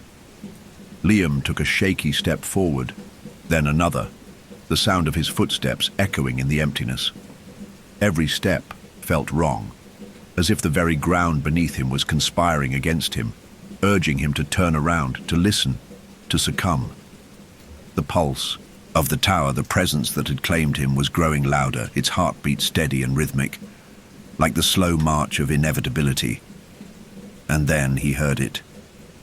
A whisper, barely audible but unmistakable. Scream. Liam's pulse raced, his chest tightening as the word echoed in his mind. He was standing in the heart of the tower, in the epicenter of its hunger. The darkness, the cold, the hunger. It was all around him. It was in him now, seeping through his veins, filling his thoughts, his very breath. There was no escape. Liam's mind reeled. The thing, the tower, it was not just a place. It was an entity. It fed on fear, on terror, on the screams of those it had claimed. And now it had claimed him. There would be no clean ending, no redemption. It would never let him go. The walls trembled again. The ground shifted beneath his feet, and the whispering became louder, more insistent. The tower was calling to him, demanding him to scream, to give in to the darkness. It was what it wanted, it needed it. And then there was a sound, a far-off, distant sound that cut through the whispering. It was a scream, a sharp, agonizing sound, a voice, but it wasn't Liam's. Liam's breath caught in his throat, his mind spun. He turned toward the sound, the source of the scream, his heart pounding. In the distance, through the gloom, he saw something moving. It was a figure, twisted and distorted, much like Ethan had been. The face was wrong, contorted in agony, its eyes wide, filled with a terror that mirrored his own. And then the figure began to scream again, louder. Liam stumbled back, his legs giving out beneath him. The scream, it sounded so familiar, so agonizingly close. It was him. The creature had found him again. The thing that had worn Ethan's face was now pulling Liam into its cycle, pulling him toward the edge of madness. It was all too clear now. This was the hunger. This was the tower's design. It fed on screams. It fed on the surrender to fear. And Liam was its next meal. The figure stretched out its arms toward him, its mouth opening impossibly wide, as the air around them thickened with the stench of rot and decay. Scream. Liam felt the darkness close in around him, the pulse of the tower in his chest, in his mind. It was feeding, waiting for his last cry. The hunger was consuming him, pulling him into the abyss. And then, with the world spinning around, "Him!" he screamed. The tower answered. The hunger took hold. The shadows whispered, and Liam was lost. Liam's scream reverberated through the cavern, a raw, unrelenting sound that tore through the suffocating silence. The darkness responded to it with an intensity that was almost physical, as though the very shadows recoiled at his voice, pulling back only to crash toward him with a greater force. The pulse, the relentless beat of the tower's hunger, surged through the air, shaking the walls around him, and for a moment, everything seemed to collapse into a single, suffocating point. His throat burned from the effort of the scream, but it wasn't the physical pain that consumed him now. It was the void that seemed to open before him. The ground beneath his feet began to quake, and the shadows writhed like living things, curling around him, tightening their grip. Every inch of the cavern, every crevice in the tower's deep foundation seemed to be alive with hunger. The air thickened, became heavier, as though the weight of the tower's malevolent force was pressing down on him, suffocating him. His vision blurred, the world around him fading into a vortex of blackness. He couldn't see, couldn't breathe, and yet he could feel the pull, the gnawing presence of the tower growing stronger. "It's coming for me." Liam stumbled, his legs trembling beneath him as his heart raced in his chest. He was dizzy, too dizzy to think straight. And yet the hunger had its claws in him, digging deeper with every passing second. His scream hadn't been enough to release him. It had only fed it. The tower was growing stronger, feeding off his fear, his terror. The cycle was endless. As the shadows pressed closer, the distant, distorted form of Ethan, or what had once been Ethan, loomed at the edge of his vision. The twisted figure was still there, a contorted mockery of his friend, its hollow eyes staring into his soul. The face was shifting, changing, as though the darkness itself was taking root in his body, warping his form with every passing second. The thing that wore Ethan's face opened its mouth once more, and this time, it wasn't just a whisper. It was a roar, a guttural, inhuman cry that rattled the very air.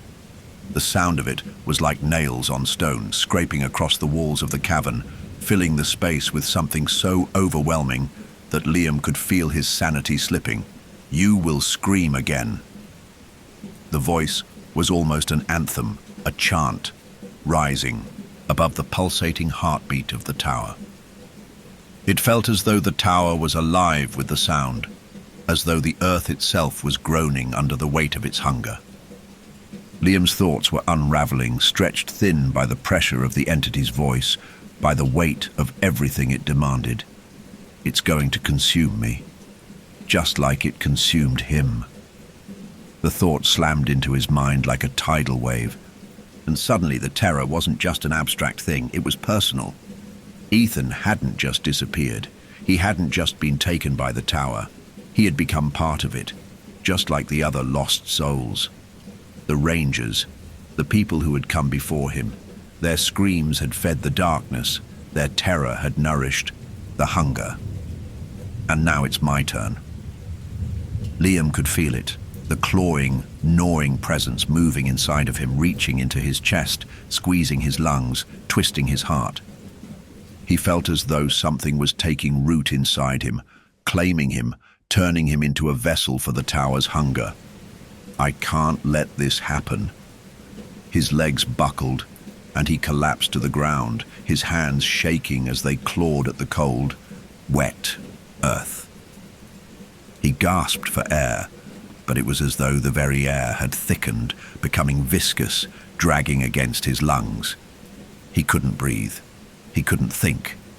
His thoughts were a blur, filled with the darkness that threatened to swallow him whole. The walls seemed to close in, the roots stretching like tendrils toward him, pulling, suffocating him. He could feel them on his skin, under his clothes, as though they were burrowing into him. His body was no longer his own. It was becoming part of the tower, a part of the hunger. He could feel his soul being torn apart, pulled in different directions, like a tattered thread caught in a storm. But then, something inside him snapped. A flicker, a memory came rushing back. It was faint, buried beneath layers of terror and despair. But it was there. The images of better times, of Ethan before everything had gone wrong, of friendship, of laughter. "I can't let this place win. I can't let it take me like it took him." Liam pushed himself up, his body screaming in protest, but his will was stronger than the crushing force around him. He was not going to become like the others. He was not going to become part of the tower. With everything he had left, he took a step forward, then another. Each step felt like it was dragging him through molasses, his body rebelling with every movement, but he kept going. The shadows tugged at him, pulling him back, trying to drag him into the void. The whispering voices grew louder, more insistent. "You cannot escape." The thing that had once been Ethan loomed in front of him now, its grotesque smile widening, its black eyes glistening with that same unfathomable hunger. But Liam didn't stop. He moved closer to the thing, his every instinct screaming for him to run, to turn and flee, but he did not. He could not. No. The word broke from his lips, ragged and hoarse. "You won't take me, not like this." And with that defiant cry, he reached out. The shadows recoiled at his touch as though they feared him, as though they knew he was different, that he wouldn't just give in. With trembling hands, he grasped the creature's face, the twisted thing that had been Ethan, pulling it close. It snarled, its mouth opening wide. But Liam didn't falter. "I won't scream." His voice was a whisper now, but it carried with it an undeniable strength, an echo of something long buried inside him. The shadows screamed around him, furious, but Liam clung to the last thread of his sanity. The darkness, the tower, had fed on fear for far too long. It had consumed everything. But Liam knew something the tower didn't. He wasn't done yet. With one final, desperate burst of energy, he pulled himself free from the creature's grasp. The air around him vibrated with the pulse of the tower, but Liam pushed through, determined, as the shadows howled in fury. And just as the world seemed to collapse around him, as the weight of the tower's hunger threatened to crush him completely, a final, desperate cry for freedom filled his lungs. "No, I'm not yours!" The ground beneath him shook violently, the cavern's walls splitting apart, but Liam did not fall. The darkness seemed to writhe, to recede, pulling away from him, as if the very act of his defiance was enough to fracture its hold. He was still here. He was still himself. And the tower, whatever it was, could not take that from him. As the shadows drew back, dissipating like smoke in the wind, the very earth seemed to sigh, as if it were finally releasing its grip on him. The cavern grew still. The heartbeat of the tower slowed, the hunger retreating into the distance, fading from his skin, his mind. Liam stood there, trembling, battered and broken, but free. The tower had let go, for now, but he knew, deep inside, that it wasn't over. The hunger would return. The tower would always be waiting. And so, Liam stepped into the light, leaving the dark behind. But the shadows followed. Liam took a step forward, his legs unsteady, his body trembling from the weight of what he had just endured. The earth beneath his feet felt solid, but the air was still thick with the remnants of the darkness that had once tried to consume him. His heart pounded in his chest, the echo of his scream still vibrating in his mind, mingling with the whispers of the tower's hunger. But for now, the worst was over. The tower had relinquished its hold on him, hadn't it? He couldn't tell anymore. His mind was unraveling, a tapestry of confusion, fear, and defiance. The cavern, the very place he had fought the hunger, was fading behind him, as though the earth had finally exhaled a sigh of relief. But that relief felt fragile, like the calm before a storm. Liam didn't know how long he had been trapped. In that place, the days, the hours, the seconds blurred together, twisted and distorted by the twisting darkness. The light, what little remained of it, had started to change. It was as though the sun itself was dimming, the edges of the world softening into a haze. A sense of dread began to creep back into him, slow and insidious, like an old familiar friend. It tugged at the corners of his vision, reminding him that he wasn't truly free, that nothing in the forest was ever truly free.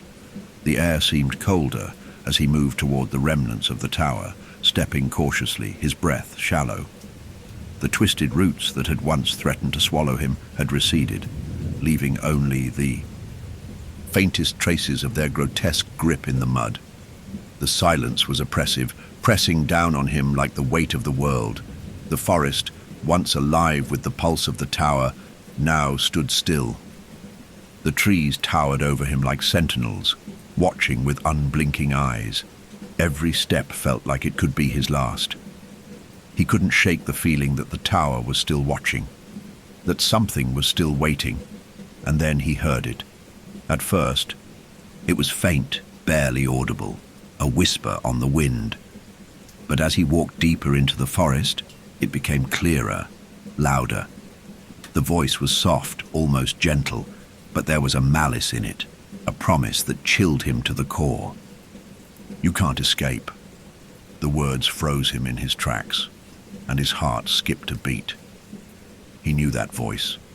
He had heard it before. It was the voice of the tower, the voice that had tormented him in the darkness, the voice that had taken everything from him. And now, it was here again. The hunger had returned, just as he had feared. Liam spun around, his breath coming in sharp, panicked gasps. The forest behind him stood empty, the trees silent, but that voice, that presence, was unmistakable. It was close, closing in on him, following him like a shadow. The darkness was still there, waiting. The hunger had never truly left. It had only bided its time. He could feel it now, that pull, the same pull that had drawn him into the tower in the first place. The forest, the land, the very earth beneath him, it was calling. And deep within his chest, the hunger stirred again. No, not again. He pressed his hands to his head, trying to block out the whispers, trying to drown out the darkness that was crawling back into his thoughts. But it was futile. The pull was stronger now, more insistent. The shadow of the tower loomed over him even now, even as he stood miles away, standing at the edge of the forest, as though the land itself had become an extension of the hunger. Fee, leaves underfoot began to stir, swirling around his feet like something alive. The earth beneath him began to tremble again, faint at first, but growing stronger. The whispering had turned into a low, guttural growl, vibrating the ground, and the air grew thick with it, thick with the same terror that had nearly torn him apart before. The hunger had found him again, and this time, it was not letting go. Liam ran. He didn't think, didn't stop to question it. The sheer instinct to survive took over, and his legs carried him through the dense trees, his heart hammering in his chest, his breaths ragged. He stumbled over roots, tripped over stones, but the hunger, it was right behind him. He could feel it, crawling beneath his skin, pulling at him, clawing at his very soul. The tower isn't done with me. The thought repeated in his mind over and over again, as though it were branded there, a curse he couldn't shake. The hunger was coming, and this time, it wasn't going to let him escape. It was going to take him, consume him completely. Then, just as the shadows seemed to engulf him, something broke through the dark, the faintest light, a shimmer on the edge of his vision. It wasn't much, but it was enough. A glimmer of hope. Liam didn't question it. He ran toward the light, pushing himself harder, his body aching, his breath coming in ragged gasps. He could hear the growl now, closer than ever. The forest was alive with it, the trees whispering in the wind, the shadows closing in on him. He burst through a thick patch of underbrush and emerged into a clearing. The light, weak but present, was coming from the remnants of the fire lookout tower. It stood there, half collapsed, but still standing. The once decrepit structure had taken on a new meaning. This wasn't just a place. It was a symbol. A place that had been marked by the tower's hunger. A place that had been consumed and reborn. Liam's heart skipped a beat as he approached, his feet moving of their own accord, drawn to it, pulled toward it like a moth to the flame. The tower was empty, silent. The radio was still there, old and rusted, but the shadows seemed to recede in its presence, as if it was keeping them at bay. Liam's breath came easier as he approached it, as though the tower itself was a kind of sanctuary. He didn't understand it, didn't care. He just wanted the pain to end. He needed to stop running, needed the weight of the hunger to lift from him. He reached for the radio. It was cold to the touch, almost like metal in the freezer. And for a moment, he hesitated. The whispers were still there, still clawing at the edges of his mind. But he couldn't leave. Not yet. Not without knowing. Liam switched on the radio, and for the first time, it didn't crackle with static. Instead, a voice emerged.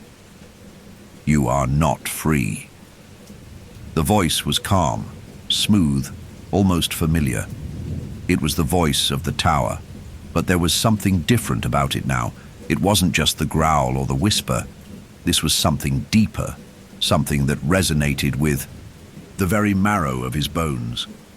The words slipped through his mind like honey, thick and heavy, and for a moment, Liam thought he could feel the tower itself watching him, studying him.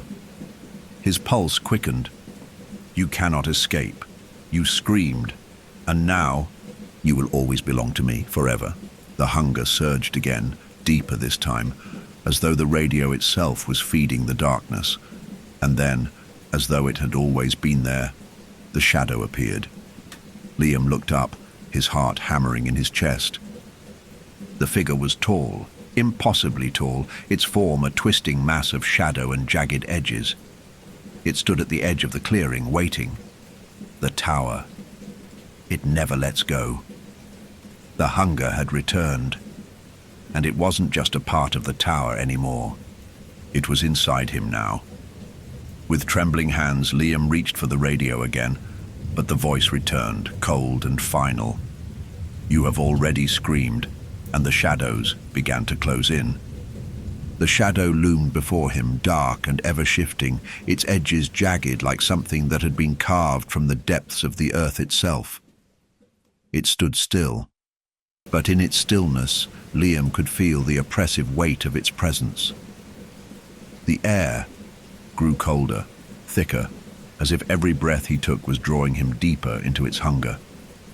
His chest tightened, his heart raced. The whispers, the growls, the voice from the radio, all of it was closing in on him like the final tightening of a noose around his neck. He should have been terrified. He was terrified. But something else burned inside him too, something that had been igniting ever since he first stepped into the tower all those weeks ago. Something that had kept him going, kept him fighting. A flicker of defiance, a spark that refused to die even as the shadows threatened to consume him. "I won't be a part of this." Liam's legs were shaky, but he forced himself to stand taller, forced himself to breathe deeply, though the air was thick with dread. His fingers tightened around the radio, the cold metal digging into his palm, but he didn't let go. The tower had taken enough. It had taken his friend, it had taken his sanity, and it had tried to take him, but he wasn't going to let it claim him completely. The shadow moved then. It didn't walk or shift like a human, but rather it seemed to extend itself, stretching across the ground like ink spilling from an open bottle, reaching, creeping toward him with malevolent intent. Liam's breath caught in his throat.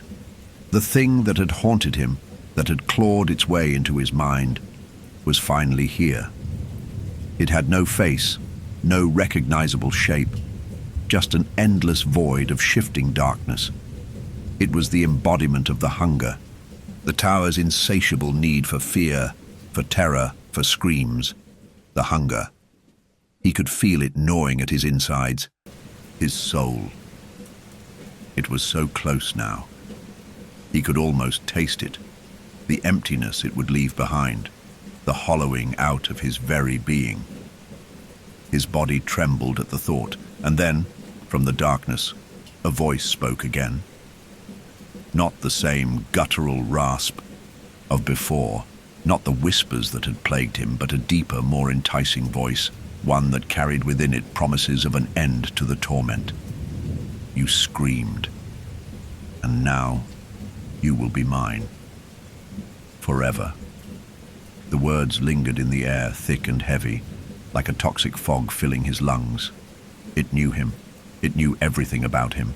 The parts of him that had broken, the parts of him that feared the dark, that feared losing himself. And now it was closing in for the final strike. Liam's legs wavered again, but he didn't let himself fall. He had come this far. He wasn't going to let the darkness swallow him now. The forest, the tower, the thing that was now before him, they relied on his fear. It needed it to thrive, and that's when it clicked. The piece of the puzzle that had been missing all along. He wasn't just fighting the tower, he was fighting himself. Fighting the fear it had planted in him from the very first moment he stepped foot in this cursed forest. Fighting the way the hunger had fed on his dread, his uncertainty, his guilt for losing Ethan, for losing control. It wanted him to scream. It wanted him to give in. It wanted to break him so completely that he would no longer recognize himself. Liam's chest tightened as the shadow in front of him thickened, a mass of darkness so dense it seemed to distort the very air around it. His fingers twitched around the radio. The hunger was suffocating. The terror clawed at his throat, desperate to escape. But he wouldn't scream. Not anymore. I won't scream. The words came out hoarse, raw from everything that had happened. But they were clear, defiant. The shadow paused, as though considering him. The air between them crackled with an intense, oppressive force. It didn't like this. It had fed on his fear for so long. It had come to expect it. But now something was changing. Liam took a shaky step forward, the tower behind him looming in silence. You want me to scream? To give in? No. He took another step. I'm not yours.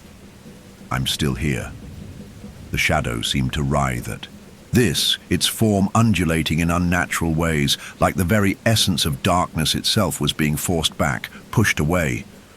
A shrill sound, like the screech of something ancient and agonized, echoed from it, but Liam didn't flinch. He didn't break. His grip on the radio tightened. The tower, the forest, the hunger, was an ancient force. It had waited. It had grown stronger on the fear of countless others, but in that moment, Liam understood something fundamental. It couldn't take him, not anymore. He was no longer just the prey. It had underestimated his will. The fear that had bound him, the terror that had consumed him, it was fading. The weight of it lifting, as though something was finally freeing him. The shadow hissed, its form flickering violently. The trees around him shook, their branches creaking as though the very land were resisting, fighting back against the creature that had tried to claim it. The forest, the tower, and the thing itself. They were all bound together, tied by the same hunger. But that hunger was a prisoner now. Liam closed his eyes and took a slow, deliberate breath. His mind was still fogged, still filled with fragments of terror and doubt. But he could feel it now. The shift, the change in the air. The tower's power, its influence, was waning. The growl from the shadow became a scream of frustration, but it was too late. The hunger had met something it could not consume. Liam opened his eyes and shouted, a loud, powerful cry that rang out across the clearing, defiant and strong. Not a scream of terror, but a declaration of his defiance. I am not yours, and... With that, the shadow recoiled, as though it had been struck. The ground beneath him rumbled violently, and the world around him seemed to crumble. The air grew thinner, lighter, and the weight of the hunger, the looming presence of the tower, began to disintegrate. The tower cracked, its rusted metal groaning in agony as it split down the center, its foundations shuddering as if the very earth itself were rejecting the dark force that had once claimed it. Liam stood his ground, his breath steady, his mind clearing, and as the tower collapsed into dust behind him, the shadows dissolved, evaporating like mist in the light of dawn. The forest around him began to change, the trees no longer twisted and threatening, but standing tall, bathed in a soft, golden light. The hunger was gone. Liam stood alone in the clearing, the faintest whisper of wind brushing against his face. The air was still, peaceful, but the weight of the ordeal hung in his chest like a silent echo. He knew, deep down, that the battle wasn't over, that darkness always returned in some form. But for now, he was free. The scream that had once defined him, that had once tied him to the tower, was now silenced. He was no longer its prisoner. For now, the hunger was gone. And for the first time in what felt like an eternity, Liam breathed.